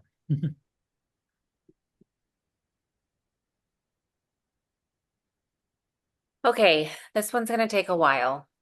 Probably for the rest of the time before we go on break. So if you need to take a quick 5-minute break before you go into your breakout rooms, that's totally fine. This is probably a good extended exercise. So you're gonna want to create your own response plan. This is homework number 5. We've got 2 documents. The first one, it looks like this. I'm going to share my screen here in a second. And you're going to answer eight questions related to this scenario. What's going to be really important here is not only do you reference this scenario, but you are also looking at the loss of utility policies. I took all of your loss of utility policies and just combined them together in one PDF. So you pick whatever is applicable from that document, but you will need both documents in your breakout groups to answer these questions. I am going to bring you back before break though, because I do want to hear from a spokesperson. I'm just planting that seed now so no one's caught off guard when we get back. Maybe you can play the not it game when you go into your breakouts, but I'm going to want to hear from one breakout person for just a couple minutes from each group. Just to walk us through your response plan, why you chose to do what you do, and then we'll take a break for lunch and then finish out this class. So I will start you I'll start you with 25 minutes, which sounds like a lot, but that also allows you, if you need a 5-minute break now, it's been about an hour. So you can take a quick 5-minute break. I will set my alarm to give you a 5-minute warning, bring everyone back. We'll have a spokesperson share, and then we'll break for lunch. So any questions before you jump into your breakout rooms?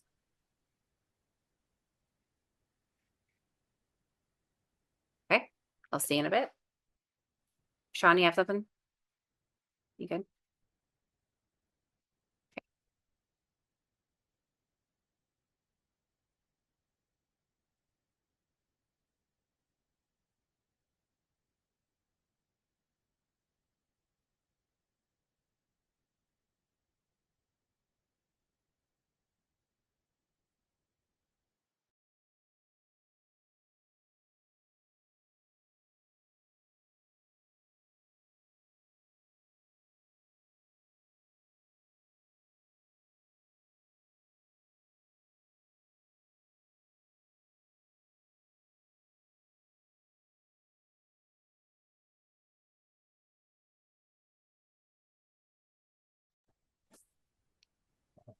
Hey, Lindsay, Matt, Daniel had a technical problem. I guess the building he was at lost internet, so he's gonna head to the house and pick up in the afternoon.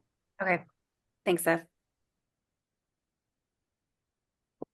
How'd y'all do?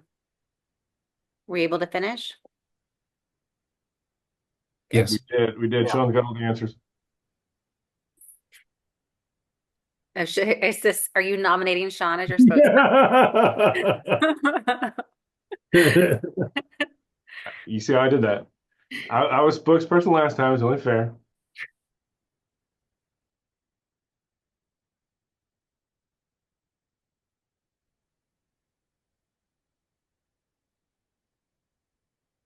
Right? Welcome back. So all the stuff we identified. Yep. Hey, welcome back. Okay, so Mike, was your group able to finish the exercise? We were on the last question. Okay. All right. Do you feel Not a big deal. not a big deal? Yeah. Okay. Do you have a spokesperson for your group? I failed you on that one, Lindsay. I know you said I'm gonna tell you to No, do it. just not yet. We don't have a spokesperson yet. No, I don't yet. I Yeah. can do it, Mike. You want to do it, Brian? I Brian. can, yeah. Make me proud, buddy. I'll do my best, sir. All right.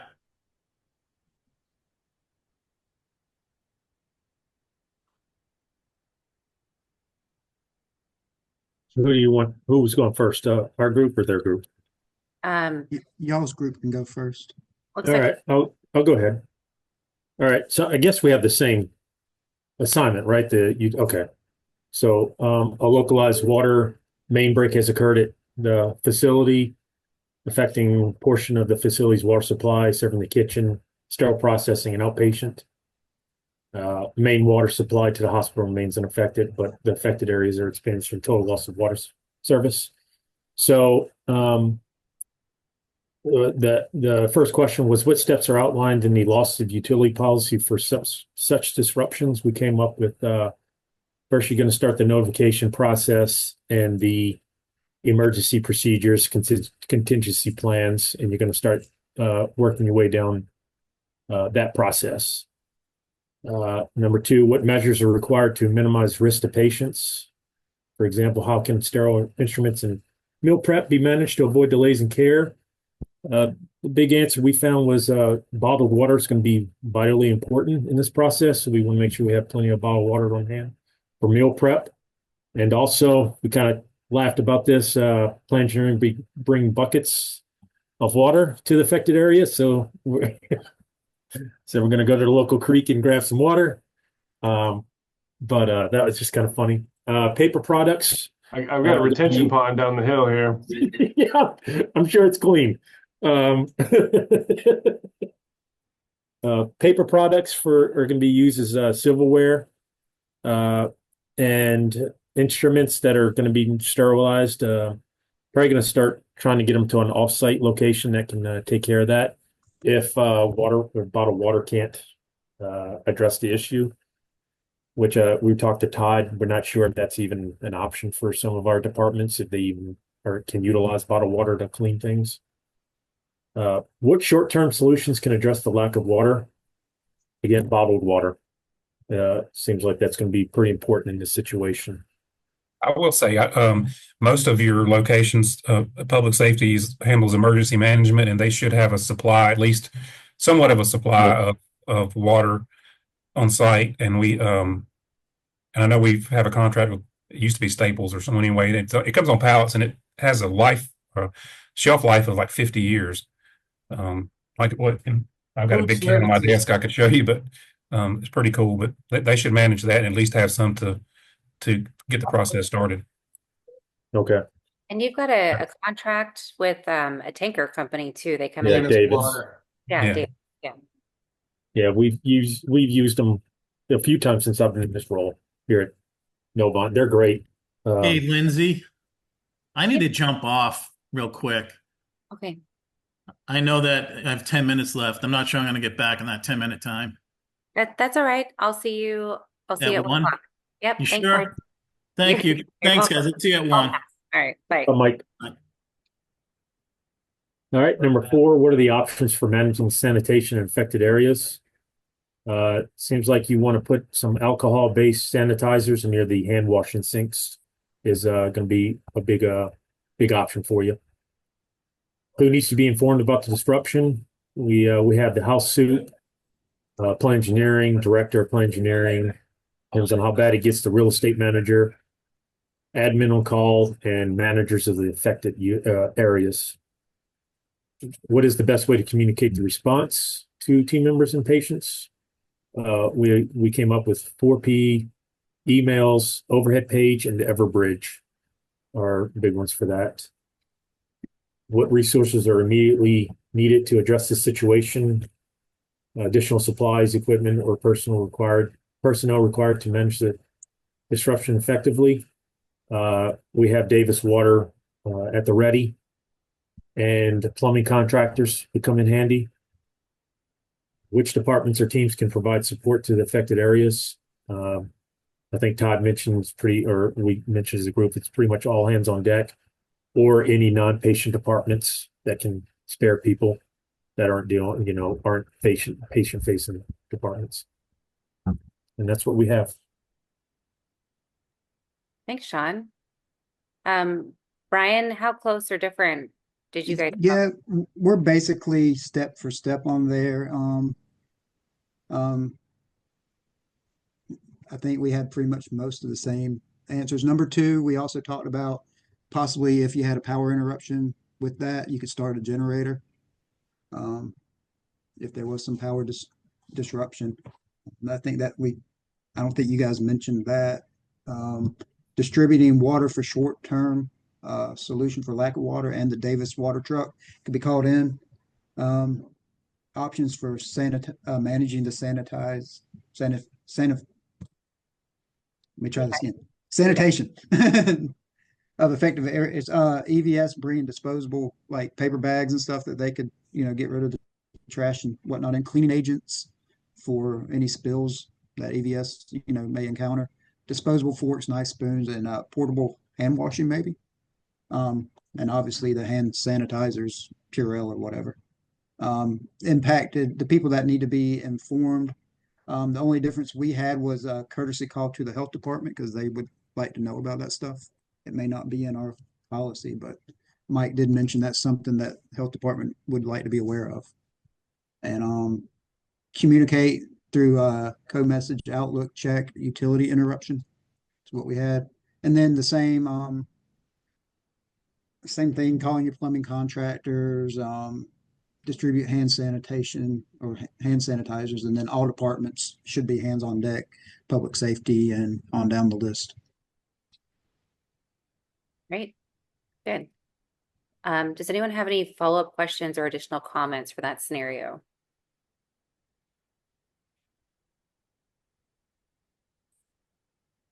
Okay, good. Well, then we will stop here, break early for lunch, and then we'll see everyone back at 1 o'clock. Yeah, and then we've got 2 activities left, one activity and one big discussion. So we will probably finish early, but we'll still maintain a 2:30 start time for that medical equipment class. And I know a couple of you aren't able to make that, so we'll record that as we normally do. Okay, thanks, y'all.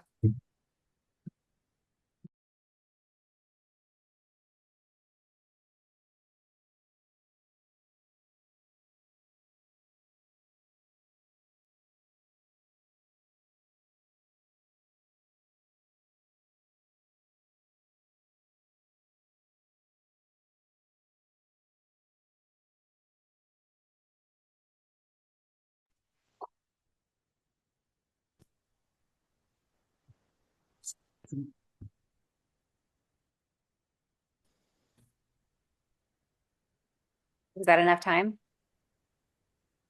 Yeah, we did best we could. Yep. Okay. All right, good. So are we ready to take turns sharing what you observed? Do we have a spokesperson from each group? Who wants to speak on in my group?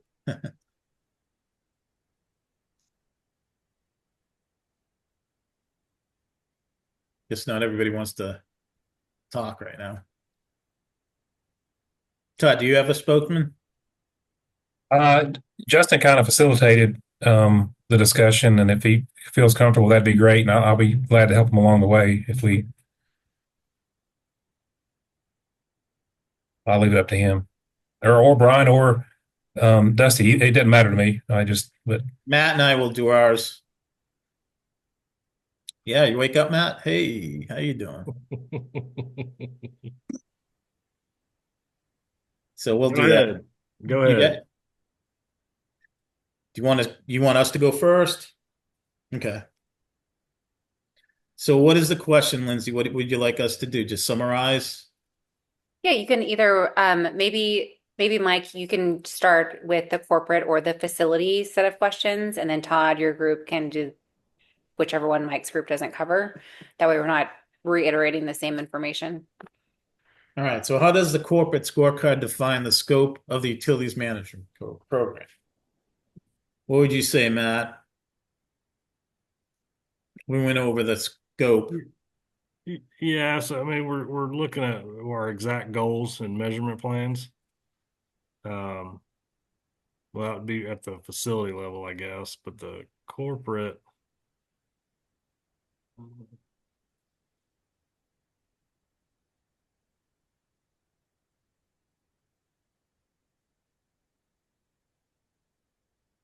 The scopes are similar, obviously. Yeah, but some facilities don't, can be different. They don't necessarily need to be at the corporate level.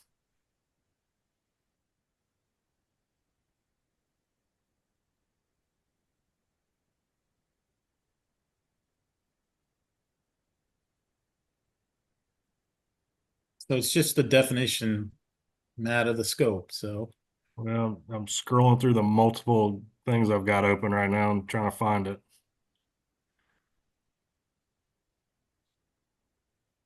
So in a nutshell, the program, the scope is it's designed to address safe operation, maintenance, emergency responses, procedures for these critical operating systems, basically the utilities. The additional components of the program will deal with evaluation, assessment, and improvement to reduce or minimize disruptions as well as reduce consumption. So the program is designed to ensure compliance with applicable codes and regulations. Also include normal and emergency power supply and distributions, vertical, horizontal transportation systems, heating, ventilation, air conditioning, plumbing and sewer systems, steams, medical gases, and communication systems. So that's that one aspect of it. So how the program objective align with the overarching goals of patient safety, regulatory compliance, and operation reliability. So the scope basically does tell you that. Matt, you want to weigh in a little bit? I don't even know where we're at, Mike. I got 14 pages open. I ain't got a clue what we're looking at. Okay. Would it be helpful if Mike, if you share your screen and we follow along with you with that? There you go. That'd be perfect. Too many attachments to look at. So all I have open is the corporate. Well, I have the questions open too. So which one would you like me to share, Lindsay? What would be most helpful for you, Matt? The questions? Sure, we can shoot for that. No, I'll do. You're gonna. It's too. I don't know. All right. Yeah. It's so we're only on to homework number 6. So if you can find the two that say the Word document homework number 6 and it has the questions, and then the homework number 6 that has like the corporate scorecard. Right. Does that help? I can share the screen corporate scorecard if you want me to. I guess what's the question? We got corporate scorecards, we got facility scorecards, and we got questions, and This one's the corporate, bud. So what's the question? So the first question, how does the corporate scorecard define the scope of the utilities management program? Well, I don't Anybody know. else on my team can, Yes, somebody, because I've been too busy fumbling around all these different spreadsheets to figure out the answer. I put the questions in the chat. thank you. You're welcome.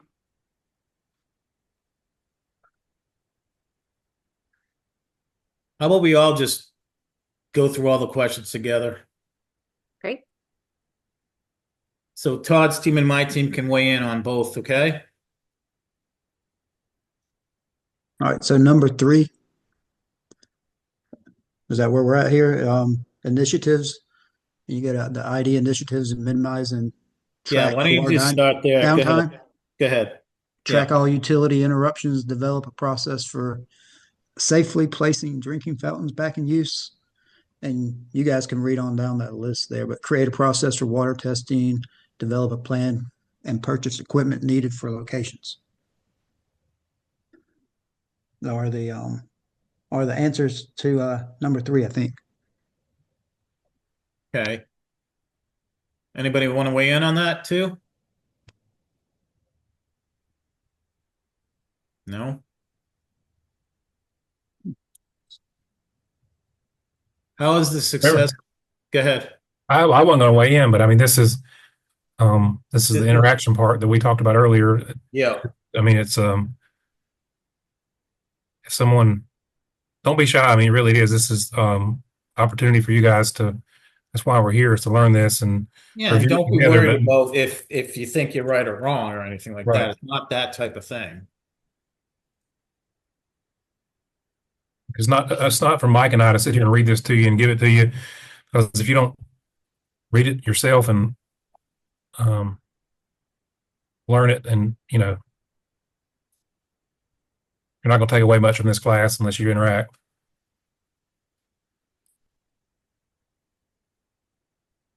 I think Brian covered most all of them. The only other one I had on my list was the standardized tissue freezer monitoring. Those are the specific initiatives implemented to improve utility management based on the corporate scorecard.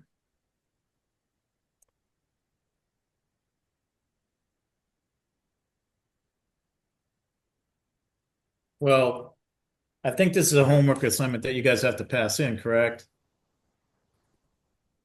That's So, right. Do you all see where Justin and Brian pulled that from? At the top of the corporate scorecard, there are like the 6 or so listed. Yes.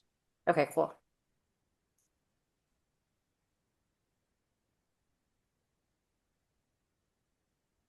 all right, so let's move to the next one, guys. So you guys have to interact a little bit, okay? That's yours.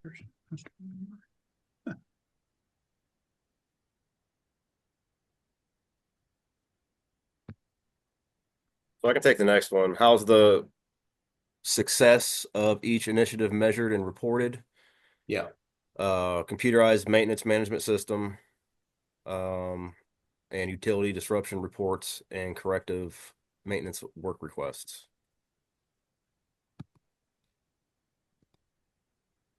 Okay. Any other format or locations that it's reported that you can think of? I mean,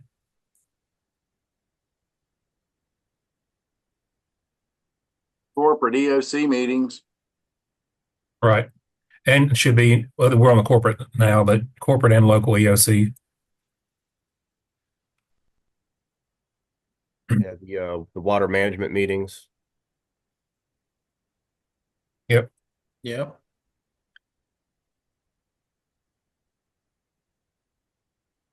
That meeting though, Todd, isn't that the utilities meeting or is it water only? There's a separate one for water and utilities. Yeah. Okay. So utilities would be another format that it was reported in.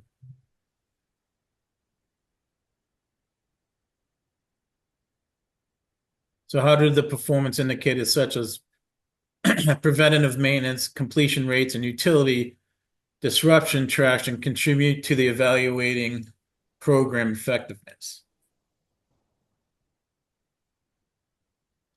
So how do those performance indicators help contribute to evaluating the program effectiveness of the Utilities Committee? I think we took away from it kind of gives a baseline to see what needs improvement, areas to improve on. Yeah. If you've reached 100% of your goal, I'd say you're probably pretty good. If you have a goal set that you're not quite there, I mean, 95% on maybe like the preventive maintenance completion rates, it's 95%. I may have missed it. I don't know what that goal was, But the other part of that too is we know there are some regulatory requirements that you have to meet 100%, right? right. And then there are some that you don't have to meet the 100%. So when you're measuring that, if you meet that 100% for some of those utilities that governed, then you know that you're pretty effective there, right? Yes. That's right, Mike. Thank you.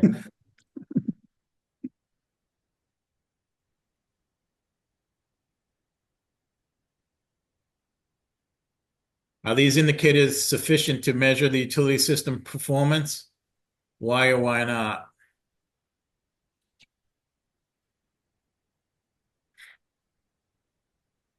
Todd said kind of, sort of, but not completely.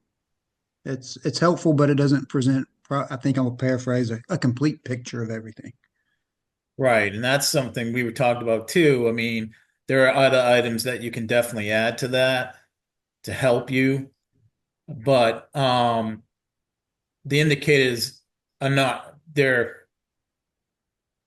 I think you can add more to it to make it more sufficient. So Yeah, I think like the tracking the OR downtime, that definitely yeah,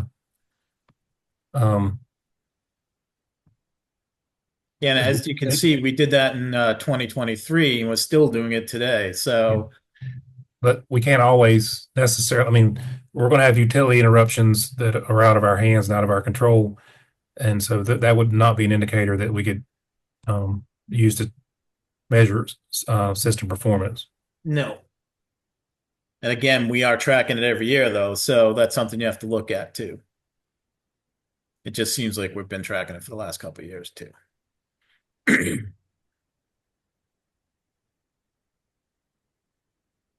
So what were some effective areas based on the evaluation?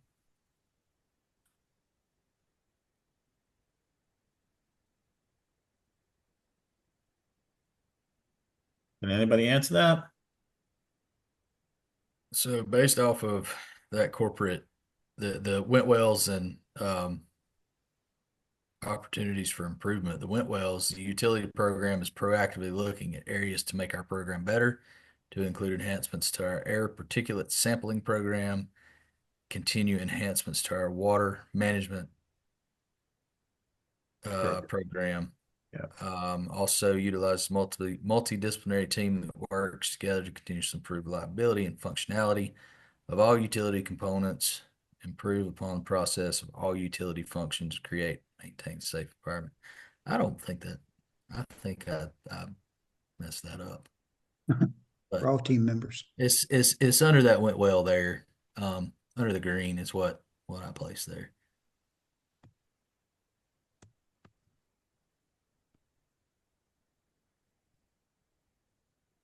I also noticed, for what it's worth, at the top, one of the initiatives was completed.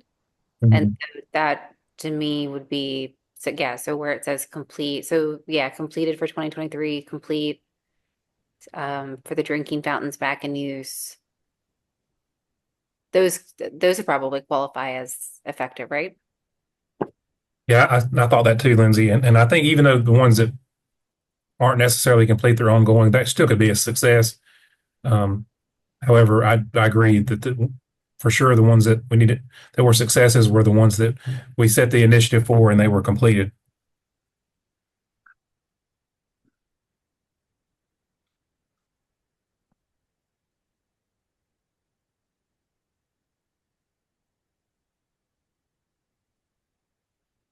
So what are some areas for opportunity? And how are they being addressed? So you saw the did well side. What's the other side? It was just really, that's just kind of a broad overview Of what it is, yeah, but I mean, well, there is one here. There's, and we're actually still working on that going into 2025.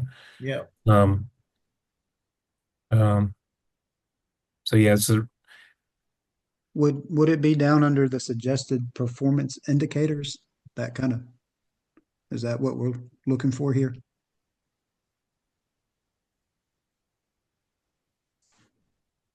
Miss Brackett, yeah, that kind of where we're Yeah. going? I didn't make that connection. So you're asking what's listed under suggested performance indicators that qualify as opportunities for improvement. This looks like it's part of that second half of the question, which is how are they being addressed? So where I saw on the red or the blue side where it said opportunities for improvement, there was something about particulate testing to enhance water management program.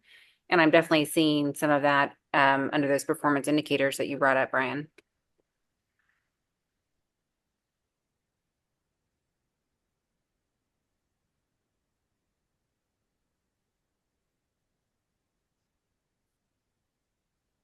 Okay, I see. Yeah, the revamp.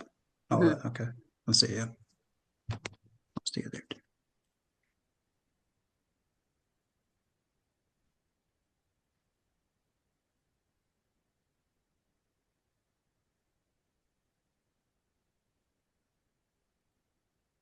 So what are the proposed goals for the next evaluation period, guys?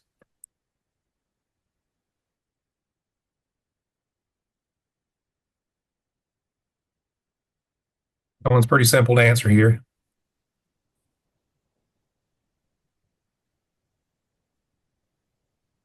You got them right there.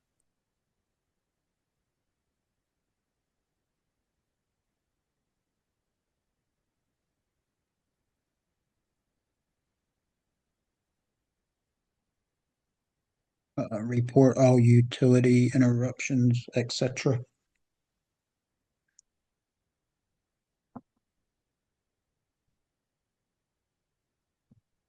I think everybody fell asleep. I think everybody ate turkey for lunch. Yeah, they're right there, guys.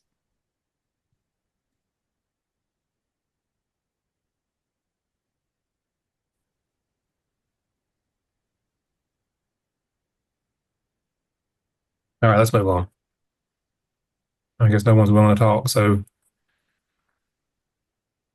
Let's move on to the other section. I'm going to share Okay. that one. There are 9 questions and the numbering is not accurate, but they are in the same order as the homework. So hopefully that's helpful.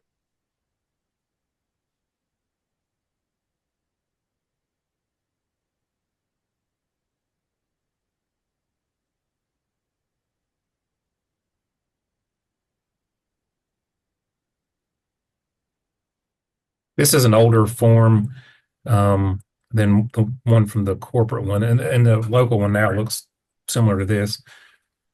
So, but we can discuss off this one. They're pretty much the same. Actually, this one includes more information than the old one. We kind of condensed it a little bit a few years ago. So,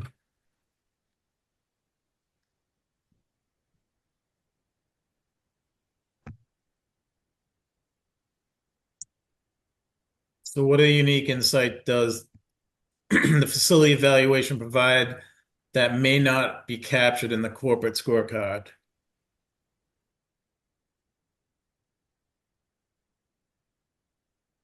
So what we put for that is it's dealing with a more narrow scope, but only that one facility. You're not looking at 6 or 8 or 17, however many facilities we have now. You're more focused on that one facility.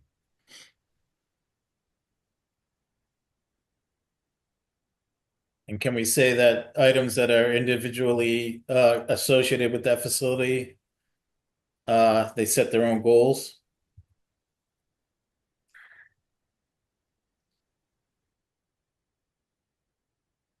I would say yes.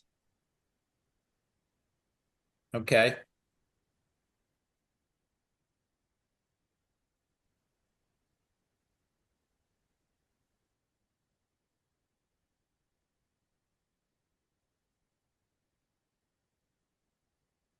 All right. Second question.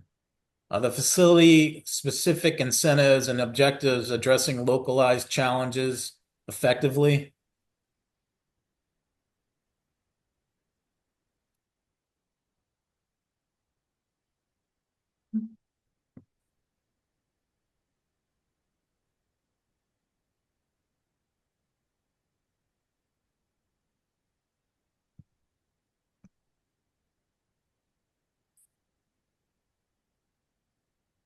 Can anybody answer that?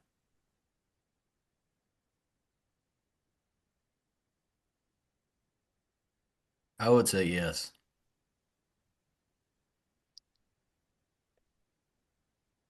Short answer, but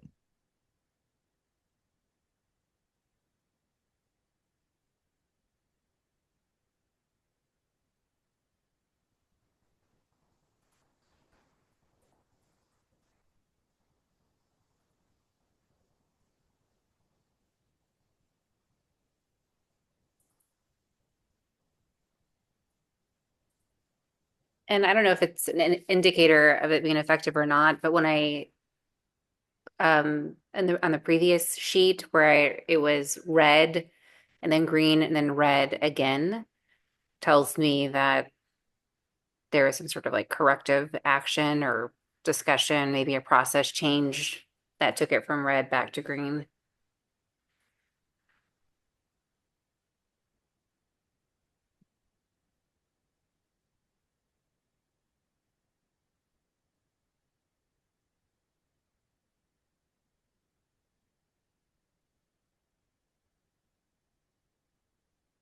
Man, we're doing so good in the first session, guys. I think we've learned don't finish up in the morning, don't. Morning class only. Yeah.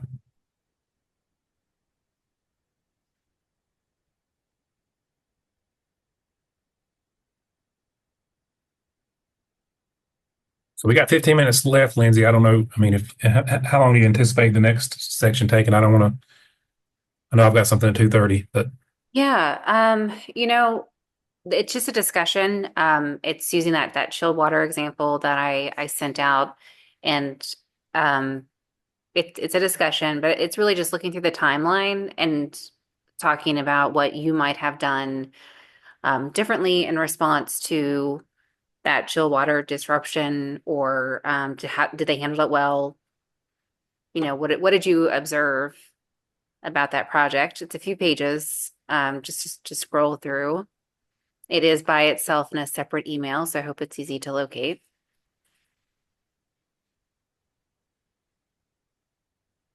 And I think I can pull it up for you.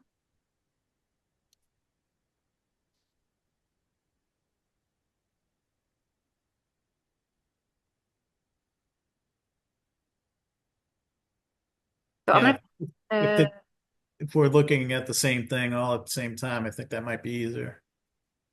all right, this is just a discussion question, okay? There's no homework.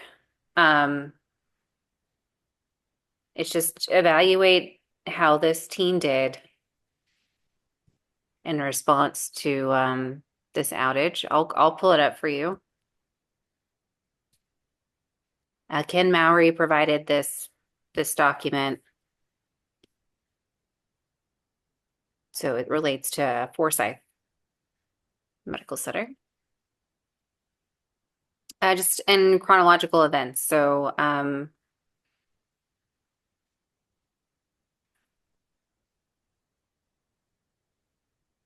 the first alarm they get was in the afternoon from the VAS, and the techs were on site, responded. Additional alarms from the chill water system. The manager was involved. It looks like an hour and some change later, the director was notified. The building lost all pressure on the chill water system, so the director was en route. But another 45 minutes after that, the director notified the house supervisor. And then shortly thereafter, they were on site and then conducted an initial assessment with the manager. The first house notification was sent 2 hours after that. And then a virtual command center was open just a few minutes after that. So we've got about 4.5 hours lapsed for day one of losing chilled water. All pressure on the chill water system was lost. So building has lost their chill water. So anything that sticks out to you in this first response that you would have done differently, or you think they did particularly well?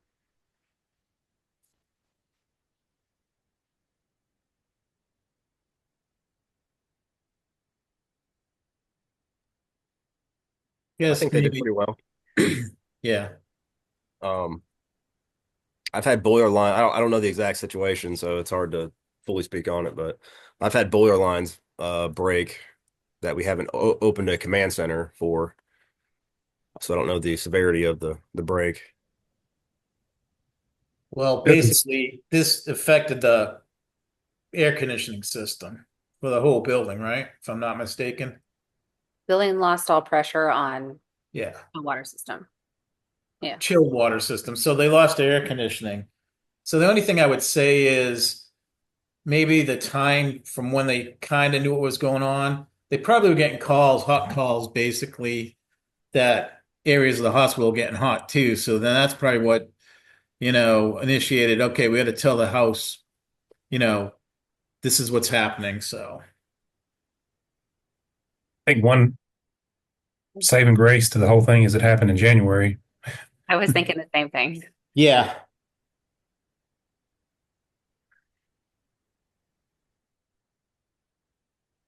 And since it's, and Matt, to your point, a boiler line, I don't know if you had if you lost all steam or if it was just something that you could, you had redundant steam or not, or boiler capacity, but here it was complete chill Yeah. water. So they had, so any, HVAC, anything that, like Mike said, it probably, even though it was January, I'm sure things got hot. Anything that was water cooled, like CTs, things like that with in-house water, they lost those.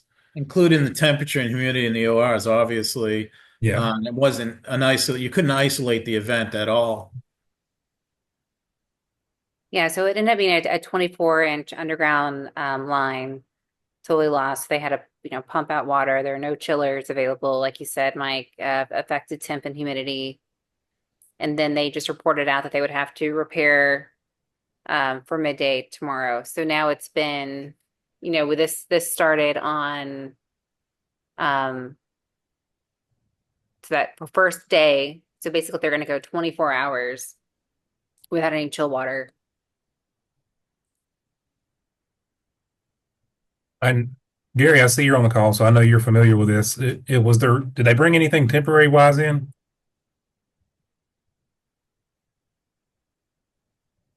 They did eventually, but I think they were pretty much well on the way to getting it repaired before it actually got here.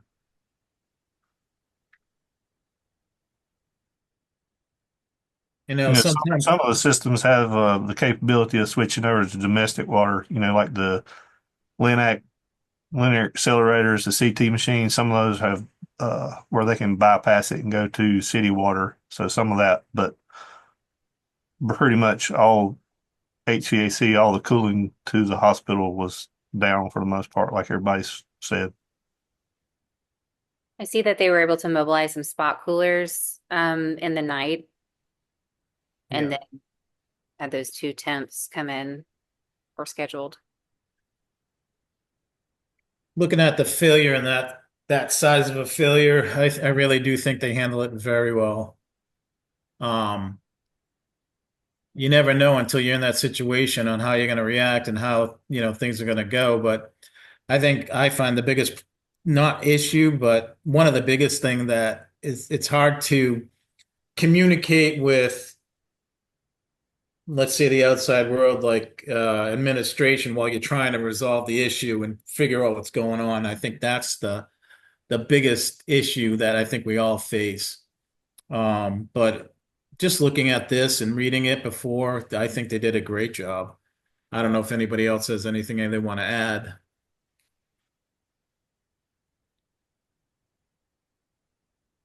Yeah, I mean, I think it went as well as it could have with the circumstances.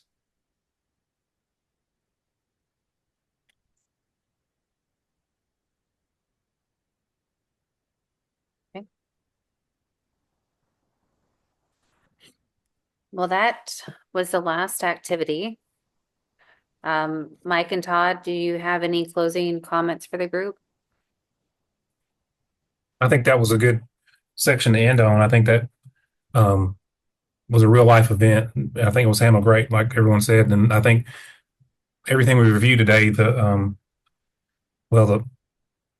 loss of the plans and everything else, that's kind of what prepares us for that day. And like Mike said, you never know when that's, or someone said, you never know when that's going to happen. And just need to be prepared for it and constant education. So the one thing I'll point out, which, I think a lot of us probably feel the same way. You can read as many policies and procedures and everything else. What really makes you an expert at what you guys do is during the time of need, when it happens, you guys react and do a great job. I do want to thank you for sitting through these classes. I know they're hard sometimes. There is a lot of information that we're flowing to it, to you every day. Especially with this one utilities management thing, there was a lot of information just for utilities management, right? So we threw a lot at you today. So I appreciate you guys taking the opportunity to sit with us and, go through this education. And I'd like to thank you, Lindsay, for helping us out and coordinating all this for us.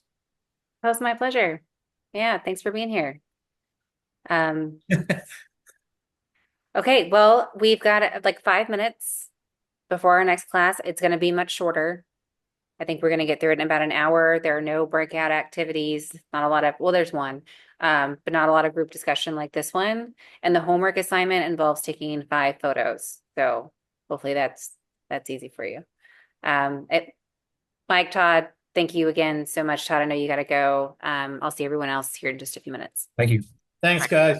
Thank you, Liz. Thank you, guys. Lindsay.